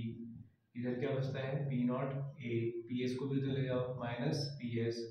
तो X B is equal to क्या बचता है? P not A minus P S upon P not A. Derivation से तुम्हें कुछ नहीं करना है, तुम्हें पकड़ लेना है बस फॉर्मूला, ठीक है? मैंने बना के बता दिया बस। तो हमारे पास फॉर्मूला आ रहा है P not A vapour pressure of pure solvent minus vapour pressure of solution divided by vapour pressure of pure solvent is equal to mole fraction of solute, यानी कि एक्स बी। इस फॉर्मूले के लिए मैं आप लोगों से रिक्वेस्ट करूंगा कि आप फॉर्मूले को कुछ इस तरीके से याद करें। P naught solvent, vapour pressure of pure solvent minus vapour pressure of solution और vapour pressure of pure solvent is equal to mole fraction of solute. Clear हुआ? अब मोल फ्रैक्शन ऑफ सॉल्यूट का फॉर्मूला क्या होता है? N B, number of moles of solute upon number of moles total, N A plus N B. अगर dilute solution में बहुत कम क्वांटिटी में सॉल्यूट ऐड किया गया है तो इसका मतलब ये है कि एन ए बहुत कम, एन ए बहुत ज़्यादा होगा और एन बी क्या होगा? बहुत कम, यानी कि सॉल्वेंट बहुत ज़्यादा होगा और सॉल्यूट क्या होगा? बहुत कम। थोड़ा सा सॉल्यूट ऐड किया आपने, है ना? तो आप इस ए को डिनोमिनेटर में से निगलेक्ट कर सकते हो, तो हमारे पास बनेगा N B upon N A. N B क्या होगा? Given mass upon molecular mass. Na क्या होगा फिर, इसको भी उल्टा लिख लो, Ma अपॉन WA। तो WB अपॉन MB और Ma अपॉन WA, तो ये हमारे पास आ गया। अब यहाँ पे आप इसे रख सकते हैं, न्यूमेरिकल्स में आप डायरेक्ट ये यूज कर रहे होंगे, WB मास ऑफ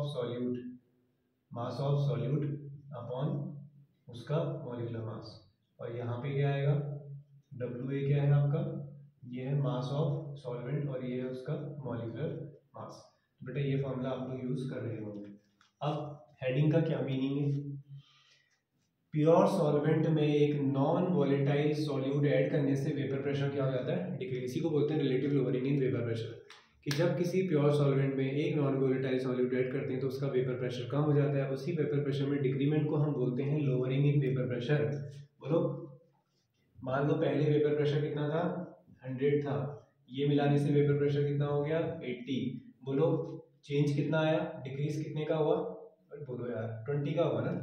तो ये तो है वो, पहले कितना था, 100 था, सॉल्यूशन का कितना आया 80, तो आपने बोला 20। तो बेटा इतनी वैल्यू को, इस ऊपर वाली वैल्यू को डेल्टा पी से भी दिखाते हैं, ठीक है। किससे दिखाओगे, डेल्टा पी से। क्या बता रहा है, लोअरिंग इन वेपर प्रेशर। अब इसी को हमने ओरिजिनल वैल्यू से डिवाइड कर दिया, यानी कि 100 माइनस 80 अपॉन 100, तो इसे हम बोल देंगे relative lowering in vapour pressure, relate कर रहे हैं हम, ठीक है। तो लोअरिंग इन वेपर प्रेशर पूरे को बोलेंगे तो relative lowering in vapour pressure. तो relative lowering in vapour pressure किसके इक्वल होता है, मोल फ्रैक्शन ऑफ सॉल्यूट। फिर आपने न्यूमेरिकल्स के लिए कैसे यूज करना है आप लोगों ने देख लिया। चलिए बात करते हैं एलिवेशन इन बॉइलिंग पॉइंट की। अब दूसरा आता है हमारे पास elevation in boiling point. Elevate होना मतलब इंक्रीज होना, तो किसमें इंक्रीमेंट आने वाला है, बॉइलिंग पॉइंट में। सारे एग्जांपल डेली लाइफ के लेंगे हम, ठीक है। वही बात करेंगे अभी भी। पानी रखा है उबालने के लिए और चाय उबालने के लिए रखी है, तो बेटा किसको ज़्यादा बॉईल करना पड़ेगा, पानी को या चाय को, चाय को, है ना। तो जितनी ज़्यादा चाय पत्ती उसमें पड़ी होगी, बॉइलिंग पॉइंट उतना ही ज़्यादा हो जाएगा, उतना देर में बॉईल होगा। सिंपल सा लॉजिक है। तो यहाँ पर भी कहानी वही है कि हमारे पास पहले था सॉल्वेंट, पहले हम सॉल्वेंट को बॉईल कर रहे थे। मान लीजिए वाटर था, हमने कहा 100 डिग्री सेल्सियस पे बॉईल हो रहा है। अब हमने उसमें चाय पत्ती डाल दी है, तो जितनी ज़्यादा चाय पत्ती डालेंगे बॉइलिंग में उतना ही टाइम लगेगा। तो मान लीजिए अब टाइम लगता है कितना, टेम्परेचर कितना लगाना पड़ता है हमें, 110 डिग्री सेल्सियस, क्योंकि अब चाय पत्ती के पार्टिकल्स भी यहाँ आ गए हैं। तो अब सारी हीट वाटर के मॉलिक्यूल को तो नहीं मिल रही है, पहले तो सारी हीट वाटर के मॉलिक्यूल को मिल रही थी, तो वही हीट हो रहा था। अब सरफेस एरिया किन्होंने ऑक्यूपाई कर लिया है, कुछ चाय पत्ती के पार्टिकल्स ने, तो सारी हीट उनको नहीं मिल रही है, इसलिए देर में बॉइलिंग हो रही है। तो क्योंकि ये सॉल्वेंट था, तो सॉल्वेंट के बॉइलिंग पॉइंट को दिखा देंगे हम T0B से। ये बॉइलिंग पॉइंट टेम्परेचर है, नॉट हम सॉल्वेंट के लिए लगा रहे हैं प्योर में। ये है आपका सॉल्यूशन, तो सॉल्यूशन के बॉइलिंग पॉइंट को दिखाएगा TB से। क्लियर हुआ। इन दोनों में ज्यादा कौन है, बोलो, बॉइलिंग पॉइंट ऑफ सॉल्यूशन। तो एक फॉर्मूला तो यहाँ से बन जाता है, delta TB। Elevation in boiling point यानी कि change in boiling point, elevate कितना होगा, बोलो 10 डिग्री सेल्सियस। तो क्या फॉर्मूला बन जाएगा, सॉल्यूशन का बॉइलिंग पॉइंट माइनस सॉल्वेंट का बॉइलिंग पॉइंट। तो ये एक बेसिक फॉर्मूला बन जाएगा हमारा। अब ग्राफिकली भी समझ लेते हैं इसे फॉर्मूले में, क्योंकि कुछ रखा नहीं है अभी जो आएगा एक और। यहाँ पे हमारे पास टेम्परेचर और इस साइड है वेपर प्रेशर। अब वेपर प्रेशर के साथ ग्राफ क्यों बनाया जा रहा है, पहले आप समझो बॉइलिंग पॉइंट होता क्या है। किसी लिक्विड को बॉईल करने का क्या मतलब होता है, क्या तुमने गैस पे कोई चीज़, पानी आपने डेगची जो है आपने खोल के ऐसी रख दी और आप गैस ऑन कर देते हो, तो आप क्या बोलोगे, बॉईल हो गया। नहीं, बॉइलिंग पॉइंट का मतलब क्या है कि जब वेपर प्रेशर, पानी का वेपर बनेगा, जब वो vapour pressure atmospheric vapour pressure के इक्वल हो जाए, तो जब हमारे लिक्विड का वेपर प्रेशर एटमॉस्फेरिक प्रेशर के इक्वल हो जाता है, तब हम उस टाइम पे बोलते हैं कि हमारा लिक्विड बॉईल हो गया है। क्लियर हुआ। तो हमारे पास है, ये है हमारा लिक्विड और यहाँ पे है एटमॉस्फेरिक प्रेशर। एटमॉस्फेरिक प्रेशर कितना है, 1 atm। ये हमारा लिक्विड है, अभी ये बॉईल नहीं हुआ तो इसका वेपर प्रेशर कम है, ठीक है। तो ये 1 है, मान लीजिए 10 की पावर माइनस 10 की पावर माइनस 4 यानी कि 0.02 या 0.8 ऐसा कुछ है। तो हम क्या करेंगे, ये इस टेम्परेचर पर रखा हुआ है, धीरे धीरे टेम्परेचर को बढ़ाएंगे। टेम्परेचर बढ़ेगा तो वेपर भी बढ़ना शुरू होगा। तो टेम्परेचर बढ़ा, वेपर बढ़ा, बढ़ते बढ़ते बढ़ते बढ़ते यहाँ पहुँचे आप। जैसे ही यहाँ पे पहुँचे, आपने कहा सर वेपर प्रेशर कितना हो गया है, 1 atm के इक्वल हो गया। तो मैं बोलूँगा बेटा इस पॉइंट पे आपका लिक्विड बॉईल हो गया है, तो इस टेम्परेचर पे लिक्विड बॉईल हो गया। तो अभी ये कौन है, सॉल्वेंट। तो इसे आप बोलोगे टी नॉट बी। अभी मैंने लिया था सॉल्वेंट, सिर्फ पानी। अब उसी टेम्परेचर पे मैंने लिया है सॉल्यूशन।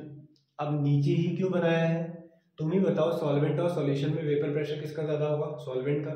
सॉल्यूशन का कम होगा, तो सॉल्यूशन का वेपर प्रेशर और कम है। इसको स्टार्ट करो, धीरे धीरे टेम्परेचर बढ़ाओ, बढ़ाते बढ़ाते आप यहाँ पहुँचे, आ गया 1 atm के इक्वल। आप बोलोगे सर हमारा लिक्विड भी बॉयल हो गया, सॉल्यूशन बॉयल हो गया।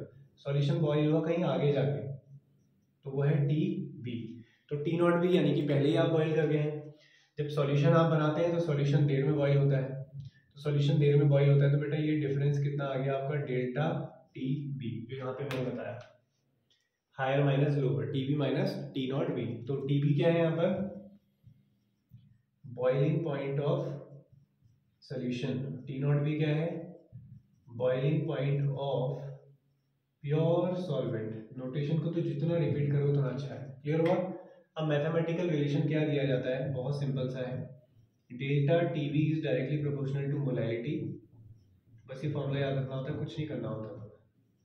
तुम्हारे सिलेबस के भी सिलेबस में नहीं है, मतलब सिलेबस से ऊपर वाले सिलेबस में भी नहीं है कि इसका डेरिवेशन कैसे आता है।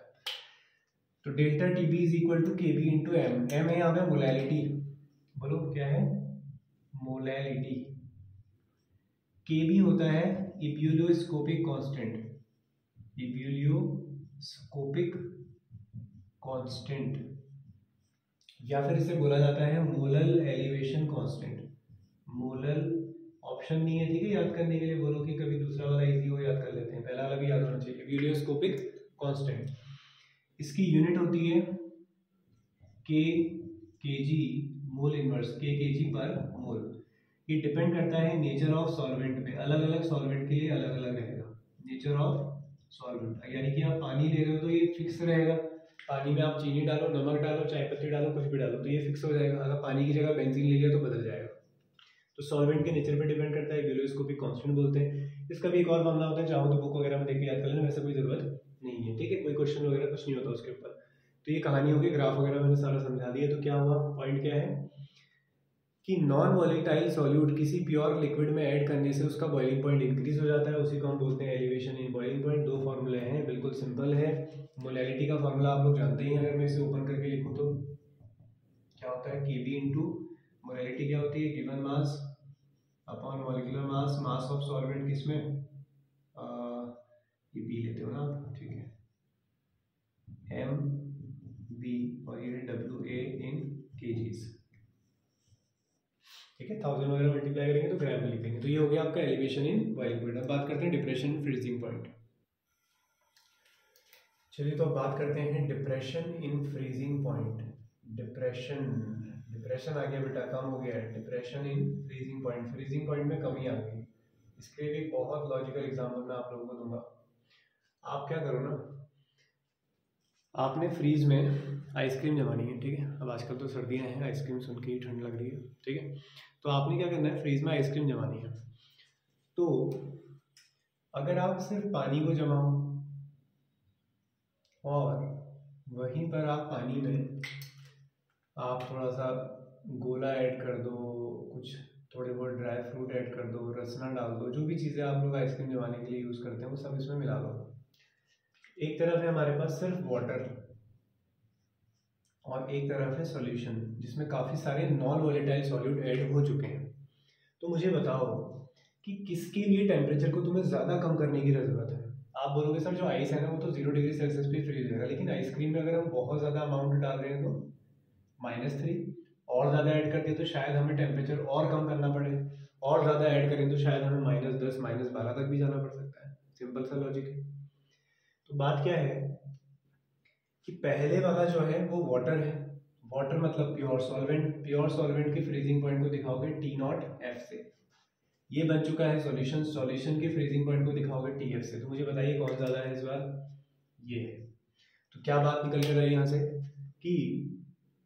कि किसी प्योर लिक्विड में नॉन वॉलेटाइल सॉल्यूट ऐड करने से उसका फ्रीजिंग पॉइंट कम हो जाता है। समझ गए, फ्रीजिंग पॉइंट क्या हो जाता है, कम। तो हम डिफरेंस को बोलेंगे delta TF, depression in freezing point, ठीक है। डिफरेंस निकाल सकते हैं यहाँ पर। हाई वैल्यू किसकी है, इस बार आगे आएगा T0F और पीछे आएगा TF, यहाँ पे गलती मत करिएगा। डेल्टा टीवी वाले में पहले टीवी लिखा था मैंने, ठीक है। तो क्यों लिखा है, लॉजिक बिल्कुल क्लियर है। तो डेल्टा टी एफ हो गया depression and freezing point, T not F हो गया freezing point of pure solvent, freezing point of solution, ठीक है ना। ये होगा फार्मूला, समझ लेते हैं। फार्मूला बिल्कुल सेम है, कुछ है ही नहीं इसमें। Delta T F is equal to K F into M, M again molality, K F यहाँ पे इसका नाम होता है क्रायोस्कोपिक कांस्टेंट, क्रायोस्कोपिक कांस्टेंट, इसी को मोलर डिप्रेशन कांस्टेंट भी बोल देते हैं। यूनिट इसकी भी वही है kg पर मोल, ये भी नेचर ऑफ सॉल्वेंट पर डिपेंड करता है। अब इसका ग्राफ भी समझ लेते हैं थोड़ा सा। तो ये है आपका टेम्परेचर और ऊपर चल रहा है वेपर प्रेशर। अब बॉइलिंग पॉइंट की डेफिनेशन तो मैंने समझा दी थी कि जब किसी लिक्विड का वेपर प्रेशर एटमॉस्फेरिक प्रेशर के इक्वल हो जाए तो उसे हम बॉइलिंग बोलते हैं। फ्रीजिंग का मतलब क्या होता है, सिर्फ फ्रीज हो जाने से नहीं होता है। फ्रीजिंग का मतलब ये होता है कि जब किसी लिक्विड का वेपर प्रेशर, जब किसी लिक्विड का प्रेशर, ये लिक्विड का वेपर प्रेशर है ऊपर और नीचे है किसका, सॉलिड का वेपर प्रेशर, दोनों की स्टेट सेम है, मतलब दोनों एक ही चीज़ है। ये पानी है, ठीक है, ये भी H2 है, ये भी H2 है, ये आइस है सॉलिड स्टेट में और ये लिक्विड स्टेट में। तो ये H2 लिक्विड वाला कब फ्रीज हो जाएगा, जब इस लिक्विड का वेपर प्रेशर कम होते होते इसकी सॉलिड स्टेट वाले वेपर प्रेशर के इक्वल आ जाए। ये लिक्विड है और ये आइस का वेपर प्रेशर कम होगा, लिक्विड का वेपर प्रेशर ज़्यादा होगा, लिक्विड ज़्यादा ही वेपरेट होगा, सॉलिड कम होगा। तो जब इसका वेपर प्रेशर, आप टेम्परेचर कम करोगे, वेपर कम होगा होते होते होते अगर इसका वेपर प्रेशर, लिक्विड का वेपर प्रेशर भी उसकी सॉलिड स्टेट के वेपर प्रेशर के इक्वल आ जाए, यहाँ से आप बोलोगे कि आपका लिक्विड क्या करने लग गया है, फ्रीज करने लग गया है। समझ गए, बोलो बच्चों। तो यहाँ से लेकर आओ इसे, धीरे धीरे आप टेम्परेचर को कम करो। टेम्परेचर कम करते करते आपने कहा सर यहाँ से हमारा ये जो है फ्रीज होना शुरू कर जाता है। ये लिक्विड स्टेट चल रही है, जहाँ से मैंने लाइन को थोड़ा टेढ़ा किया है वो कौन सी स्टेट आ गई है, फ्रोजन वाली, यानी कि सॉलिड। तो आप बोलेंगे सर सॉल्वेंट जो है वो यहाँ पे फ्रीज हो गया है। सॉल्वेंट के फ्रीजिंग पॉइंट को किससे दिखाते हो, टी नॉट एफ से। अब आप सेम टेम्परेचर से किसको लेकर आओ, सोल्यूशन को लेकर आओ। सोल्यूशन को लाते गए थोड़ा ज़्यादा हो गई, ग्राफ छोटा पड़ जाएगा, थोड़ा सा ऊपर से ले लेता हूँ ऐसे। ये लाते गए यहाँ आगे मिला, बेटा ये यहाँ से फ्रीज होना शुरू कर रहा है। तो ये देखिए इस साइड टेम्परेचर बढ़ रहा है, इस साइड टेम्परेचर कम होगा। तो अगर वाटर है तो मान लीजिए ये टेम्परेचर 0 डिग्री सेल्सियस था, पीछे वाला कहीं -3 होगा, तो ये कहाँ पे फ्रीज हो रहा है, -3 पे। तो ये पॉइंट कौन सा है, टी एफ। क्लियर हुआ। तो सॉल्वेंट का धीरे धीरे टेम्परेचर कम किया, वेपर कम होते रहे, यहाँ पर आकर वो क्या हो गया, फ्रीज हो गया। सॉल्यूशन को नीचे लाते रहे, वो यहाँ आके टच कर रहा है सॉलिड वाली लाइन को, तो वो यहाँ पे आके फ्रीज हो रहा है। तो ये 0 डिग्री सेल्सियस पे हो रहा है, तो ये -3 -4 ऐसे पीछे की तरफ आ सकता है। तो ये वाली जो लाइन है वो फ्रोजन लिक्विड को शो कर रही है, सॉलिड स्टेट को। क्लियर है, ऊपर सॉल्वेंट नीचे वाला सॉल्यूशन। ग्राफ क्लियर हो गया होगा, ये फॉर्मूला है। तो बस न्यूमेरिकल इसी से हो जाते हैं आपके फॉर्मूले से, मोलैरिटी को वैसे ही ओपन करेंगे। तो हमने 2 क्वालिटेटिव प्रॉपर्टी देख ली बेटा, elevation in boiling point, 3 qualitative, relative lowering in vapour pressure, elevation in boiling point, depression in freezing point. अब हम लास्ट क्वालिटेटिव प्रॉपर्टी पे आते हैं, फिर हम वाटर फैक्टर पढ़ेंगे और चैप्टर हमारा कंप्लीट हो जाएगा। तो लास्ट क्वालिटेटिव प्रॉपर्टी है ऑस्मोटिक प्रेशर। तो चलिए ऑस्मोटिक प्रेशर को समझने से पहले हम समझेंगे ऑस्मोसिस क्या होता है। ऑस्मोसिस, ध्यान से सुनना, एक ही बार में बिल्कुल हेडशॉट लगेगा, ठीक है। तो ऑस्मोसिस का मतलब क्या है, फ्लो ऑफ सॉल्वेंट। क्या होता है बेटा ये, फ्लो ऑफ सॉल्वेंट। किसका फ्लो होने वाला है, सॉल्वेंट का। Flow of solvent from lower concentration to higher concentration, from lower concentration to higher concentration, या आप बोलेंगे डाइल्यूटेड टू कॉन्सेंट्रेटेड, बात तो एक ही है। या फिर आप बोलेंगे सॉल्वेंट टू सॉल्यूशन, तो सारी बातें सेम है। लो कॉन्सेंट्रेशन से हायर कॉन्सेंट्रेशन, लो कॉन्सेंट्रेशन का मतलब डाइल्यूटेड, हायर कॉन्सेंट्रेशन मतलब कॉन्सेंट्रेटेड। लो कॉन्सेंट्रेशन मतलब सॉल्यूट, सॉल्वेंट में आपने चीनी नमक डाल दिया तो आप बोलोगे सर कॉन्सेंट्रेशन बढ़ गई, सॉल्यूशन हो गया। तो फ्लो ऑफ सॉल्वेंट किसके थ्रू होता है, flow through a semi permeable membrane, SPM। तो फ्लो ऑफ सॉल्वेंट होगा सेमी परमेबल मेम्ब्रेन के through, lower concentration to higher concentration, dilute to concentrated, solvent to solution. किसका फ्लो होगा, फ्लो ऑफ सॉल्वेंट। तो solvent का flow अगर SPM के through lower concentration से हायर और डाइल्यूटेड से कॉन्सेंट्रेटेड सॉल्वेंट से सॉल्यूशन हो रहा है तो उसे हम बोलते हैं कौन सी प्रोसेस, ऑस्मोसिस कहते हैं। क्लियर हुआ ऑस्मोसिस। अब आप कहेंगे सर हर चीज़ तो हाई से लो जाती है, ये उल्टा क्यों हो रहा है? तो इस बात की मैं आपको क्लैरिटी करवा देता हूँ यहाँ पर, अब ध्यान से समझना। लेकिन हम सॉल्वेंट और सॉल्यूशन ले लेते हैं, ये रहा सॉल्वेंट और ये रहा सॉल्यूशन। दिमाग खोल के आराम से, आप अपना दिमाग थोड़ी देर के लिए शांत कर लो। सॉल्वेंट में हमारे पास सिर्फ सॉल्वेंट मॉलिक्यूल्स हैं, ठीक है, सिर्फ पानी के मॉलिक्यूल्स हैं। सॉल्यूशन में हमारे पास सॉल्वेंट के मॉलिक्यूल्स तो है ही, साथ में हमारे पास सॉल्यूट के पार्टिकल्स भी हैं, ठीक है। और जो मैं पूछूंगा उसका जवाब देना पहले। अब मुझे ये बताइए कि मैं आपको एक गिलास पानी देता हूँ और उसमें एक चुटकी नमक डाल देता हूँ, ठीक है।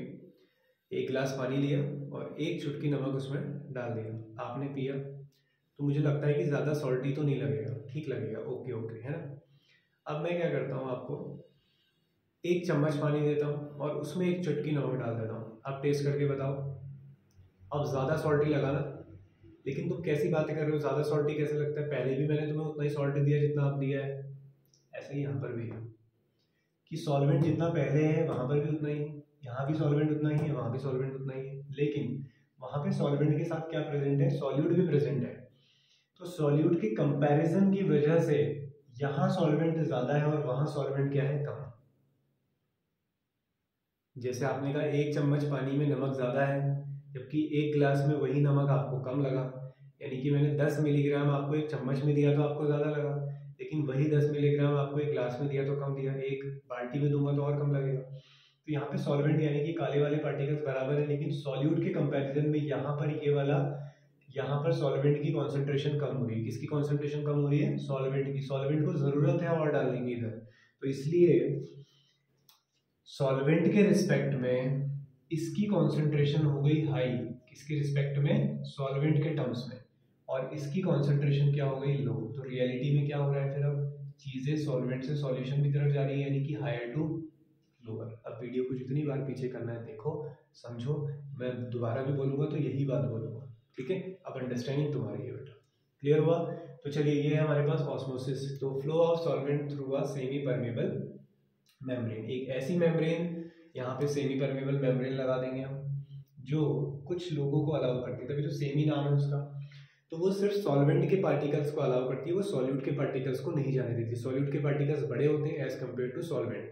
तो सेमी परमेबल मेम्ब्रेन वो होती है, जैसे अंडा खाया होगा आप लोगों ने, उबला हुआ, तो वहाँ पे एक छिक्कल जैसा देखते हो आप, जब आप बाहर की लेयर निकालते हो तो एक और पतली सी लेयर आती है, वो क्या है, सेमी परमेबल मेम्ब्रेन है, ठीक है। ऐसी प्लांट्स वगैरह में होती है, जो वाटर का एब्जॉर्प्शन वगैरह हो रहा है सारा सेमी परमेबल मेम्ब्रेन है। आपने चने भिगो के रख दिए पानी में, किशमिश भिगो के रख दिए, रेजिन बोलते हो आप जब, आमंड्स भिगो के रख दिए, तो वहाँ पे भी उनके पास सेमी परमेबल मेम्ब्रेन, जिसके थ्रू वाटर को क्या कर रहे हैं, एब्जॉर्ब कर रहे हैं, ठीक है।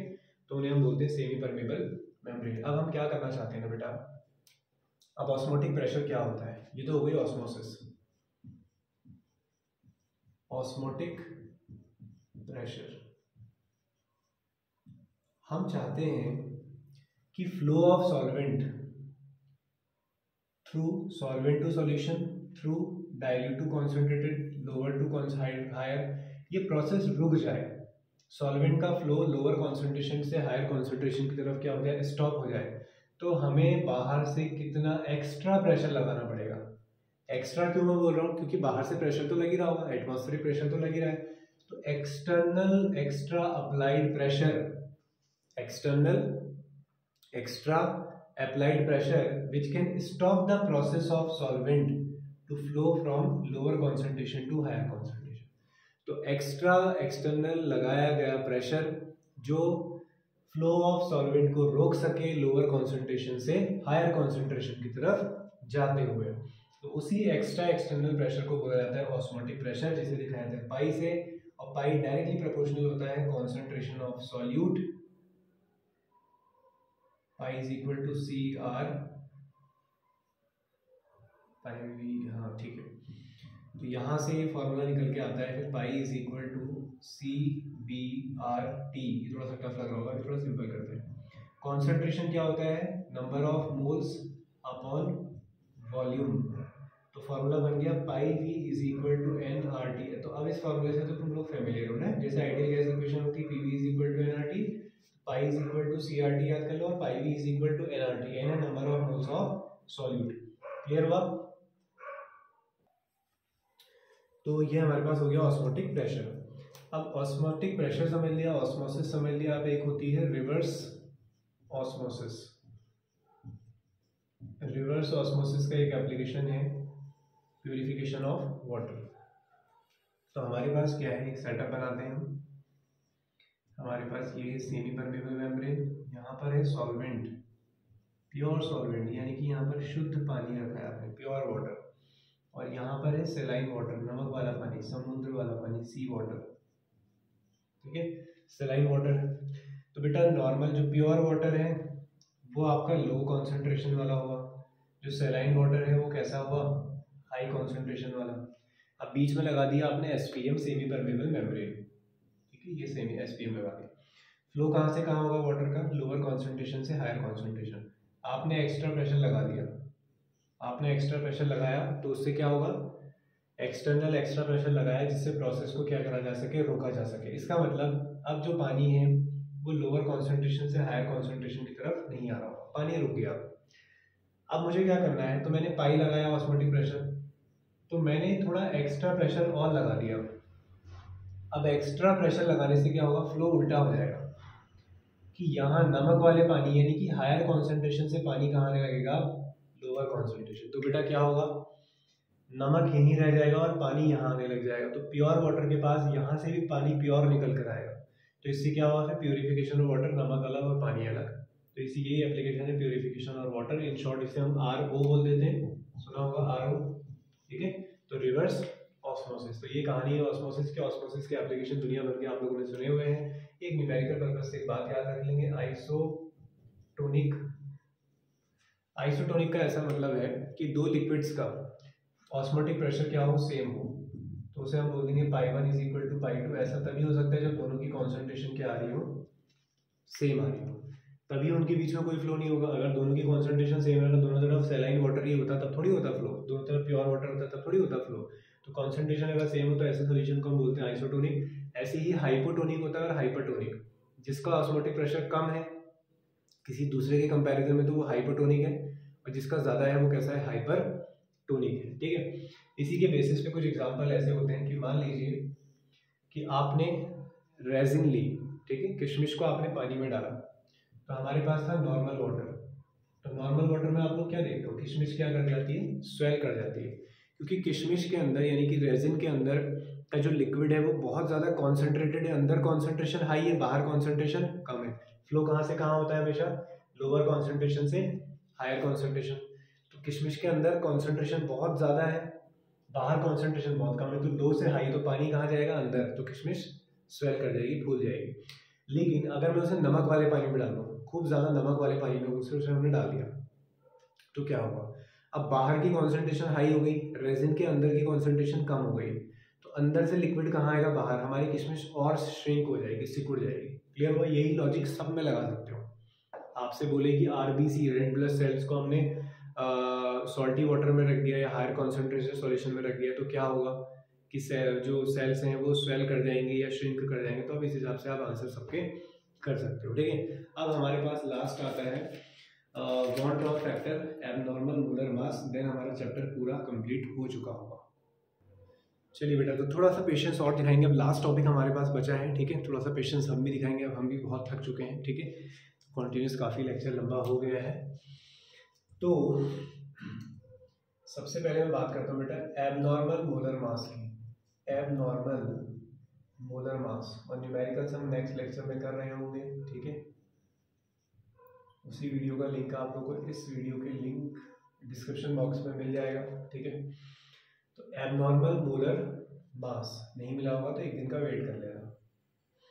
एबनॉर्मल मोलर मास, एबनॉर्मल मोलर मास ऐसा है, देखो मोलर मास तो हमें निकालना आता ही है।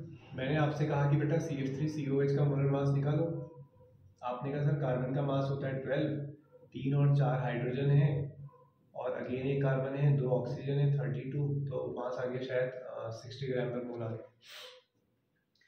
लेकिन हमने कॉलिगेटिव प्रॉपर्टीज में जब फॉर्मूले लगाए, कॉलिगेटिव प्रॉपर्टीज में भी तो मोलर मास आता है। देखो फॉर्मूला क्या होता है, delta T B is equal to K B into M W B upon M B, आगे एम बी, और ये होता है डब्ल्यू ए इन केजीज।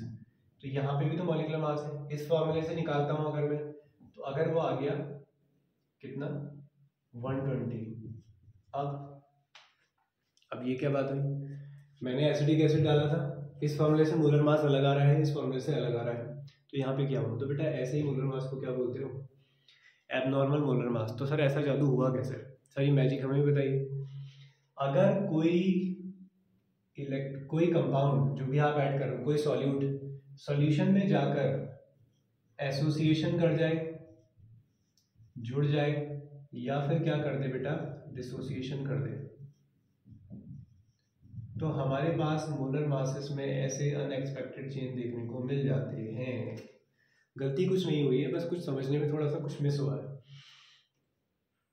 तो हमने कहा कि हमारे पास वैल्यू आ रही थी ये expected molar mass, real molar mass तो ये था, लेकिन ये गलत कैसे आ गया एबनॉर्मल मोलर मास। तो देखो एसोसिएशन हो गया होगा, 2 मॉलिक्यूल आ गए होंगे, है ना, तभी तो डबल हो रहा है। तो हुआ क्या है यहाँ पर, देखो कॉलिगेटिव प्रॉपर्टीज हम लोगों ने समझी थी। कॉलिगेटिव प्रॉपर्टी तो है, कॉलिगेटिव प्रॉपर्टी डिपेंड करती है number of particles of solid present in the solution. Solution के अंदर कितने हैं, आपने कितने ऐड करे इससे मतलब नहीं है। आपने बहुत सारे CH3COH ऐड करे, तो अंदर जाके क्या हुआ होगा कि ये दोनों CH3COH आपस में जुड़ गए होंगे, एक ही मॉलिक्यूल बन गया होगा पूरा। अब कॉलिगेटिव प्रॉपर्टी तो सिर्फ इस पर डिपेंड कर रही है। आप सोच रहे हो हमने 2 CH3COH डाले, कॉलिगेटिव प्रॉपर्टी बोल रही है हमें तो एक मॉलिक्यूल दिखाई दे रहा है और जिसका मॉलिक्यूलर मास कितना आ रहा है 120। तो ऐसा कब हो पाया पॉसिबल कि जब CH3COH ने वाटर सॉल्यूशन के अंदर जाके क्या कर दिया हो, एसोसिएशन, वो जुड़ गया हो। ऐसे ही आपने देखा NaCl वगैरह का मास निकाला है, किसी और का मास आप लोगों ने निकाला, तो जो आप एक्सपेक्टेशन कर रहे थे अगर वैल्यू उससे कुछ और ज़्यादा आ गई, कुछ कम आ गई, तो वहाँ पे आप बोलोगे क्या हो गया, डिसोसिएशन। आपने डाला एक NaCl, लेकिन अंदर जाके कितने NaCl बन गए, 2। तो आपकी कॉलिगेटिव प्रॉपर्टी डबल हो जाती है बेटा, क्योंकि यहाँ पर आयंस कितने हो गए, 2। ये तो 2 लोगों पे डिपेंड करती है और आपने तो एक NaCl डाला हुआ है। तो इन सारी प्रॉब्लम्स को दूर करने के लिए हम क्या करते हैं, ठीक है, यहाँ पे कुछ याद नहीं करना है, कुछ सीखना नहीं था ऐसा, बस तुम्हें मीनिंग समझना था कि ऐसा क्यों हो रहा है। तो एबनॉर्मल मोलर मास का मतलब समझ में आ गया, ठीक है। तो जब कोई सॉल्यूट एसोसिएशन और डिसोसिएशन शो करता है, तो तब कॉलिगेटिव प्रॉपर्टी से कैलकुलेट किए गए मोलर मास को हम क्या बोलते हैं, एबनॉर्मल मोलर मास कहते हैं। क्लियर हुआ इतना, चलिए। इसी प्रॉब्लम को दूर करने के लिए हमारे पास आता है want of factor. Want of factor, तो ये करेक्शन टर्म है जिसे हम दिखाते हैं आई से। कब यूज होगा, जब एसोसिएशन होगा और डिसोसिएशन। अगर एसोसिएशन डिसोसिएशन कुछ नहीं हो रहा होगा तो उसके लिए आई कितना होगा, 1, 0 मत कर देना, ठीक है, समझाते हैं। आई का फॉर्मूला होता है number of particles before dissociation और एसोसिएशन, कि नंबर ऑफ पार्टिकल टूटने से पहले या फिर जुड़ने के बाद। एसोसिएशन भी हो सकता है, डिसोसिएशन भी हो सकता है। तो number of particle before dissociation और एसोसिएशन, और नीचे आएंगे टोटल नंबर ऑफ पार्टिकल्स। यहाँ पे मुझे आफ्टर लिखना चाहिए, number of particles after dissociation और एसोसिएशन, टोटल नंबर ऑफ, अब राइटिंग भी खराब होने लगी है देखो, total number of particles before dissociation और एसोसिएशन। सिंपल सी बात है, पहले कितने पार्टिकल्स थे, बाद में कितने, खत्म, ठीक है। तो पहले पार्टिकल्स कितने थे इनिशियली और फाइनली पार्टिकल्स कितने थे, उसके रेशियो को हम बोलते हैं आई। तो ये तो हो गया आई का डेफिनेशन के हिसाब से फॉर्मूला।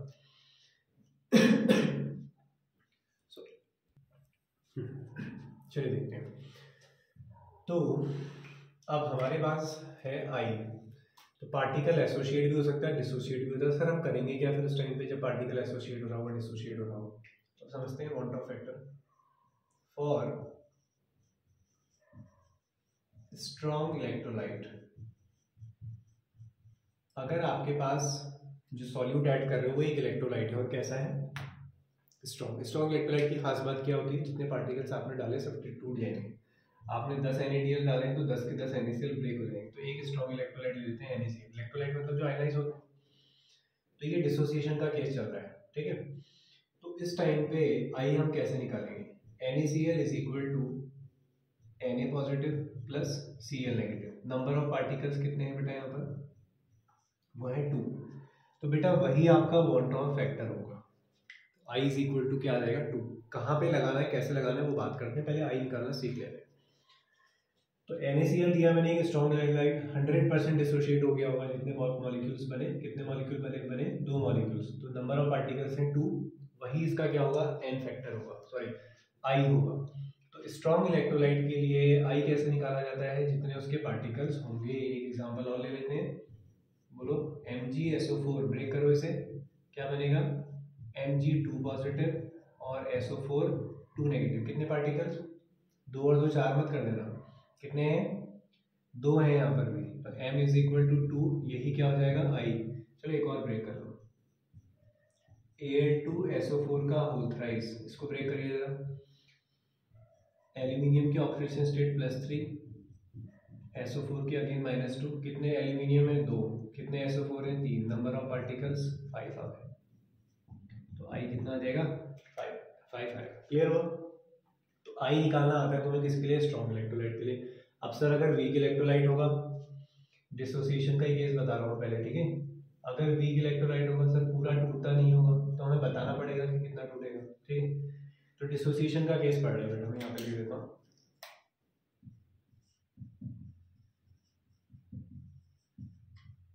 हम बात कर रहे हैं डिसोसिएशन की, ठीक। तो डिसोसिएशन के केस में हमारे पास क्या होगा, हमें बताना पड़ेगा कि कोई चीज़ कितनी ब्रेक हो रही है। तो जैसे हमारे पास AgCl, Ag positive Cl negative में बन रहा है, वो एक स्ट्रॉन्ग इलेक्ट्रोलाइट नहीं होता है। तो हम कहेंगे degree of dissociation alpha is equal to I - 1 upon number of particles -1। ये फॉर्मूला है। मतलब क्वेश्चन में आपको बताया जाएगा कि कितना डिसोशिएट हुआ है। अगर स्ट्रॉन्ग होता तो 100% हो गया, अगर वीक होगा तो उसके लिए तो हमें निकालना पड़ेगा फिर। तो अल्फा बताया जाएगा कि 20% डिसोशिएट होता है, 60 होता है, 40 होता है, यहाँ रखोगे। मान लीजिए आपसे कहा जाता है 20% डिसोशिएट हुआ है, 20% का मतलब क्या हुआ 20/100, तो वैल्यू रख दोगे 0.2। नंबर ऑफ पार्टिकल जितना ब्रेक करके बन रहा होगा, जैसे AgCl की बात करते हैं तो क्या बन रहा होगा Ag पॉजिटिव और Cl नेगेटिव, तो नंबर ऑफ पार्टिकल्स रख दोगे 2, तो I निकल जाएगा यहाँ से। क्लियर हुआ। तो बेटा स्क्रीनशॉट ले लो या नोट कर लो। ये हुआ डिसोसिएशन। अब बात करते हैं एसोसिएशन, लेक्चर कंप्लीट फिर। तो अब बात करते हैं एसोसिएशन की। इसमें बच्चे बड़ी गलतियां करते हैं, तो इसको समझ लेते हैं।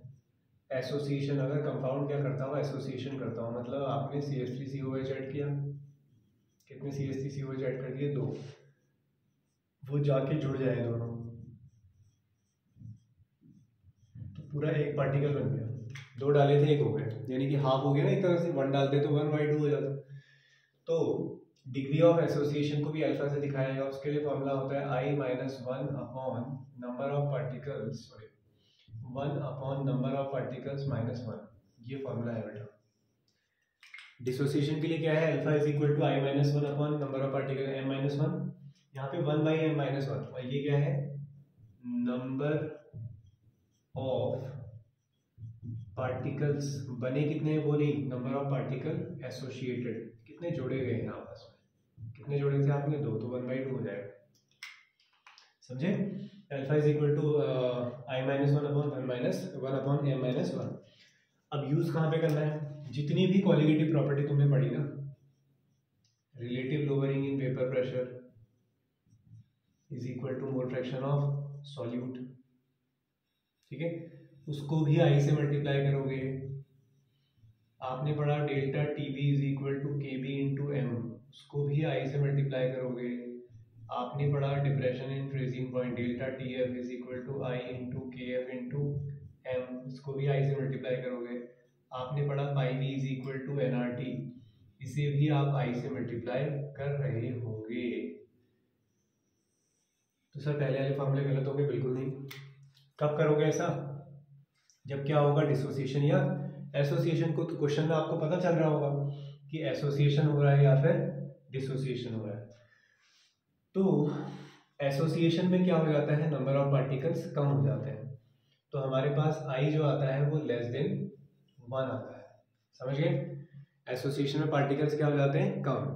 डिसोसिएशन में पार्टिकल्स बढ़ जाते हैं। तो डिसोसिएशन में क्या होता है? आई ग्रेटर देन 1। और जब एसोसिएशन डिसोसिएशन कुछ ना हो तो क्या होता है? I is equal to 1। Zero मत कर देना, क्योंकि आई क्या है? रेशियो तो है ना इनका, तो जीरो थोड़ी हो जाएगा। यानी कि total number of particle before और आफ्टर बराबर रहेंगे फिर, है ना। तो आई ग्रेटर देन 1, डिसोशिएट हो गया, बढ़ गया, एसोसिएट में कम हो गया तो less than 1।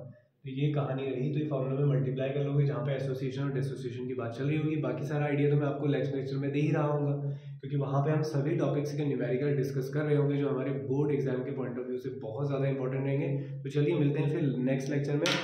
Thank you very much for watching.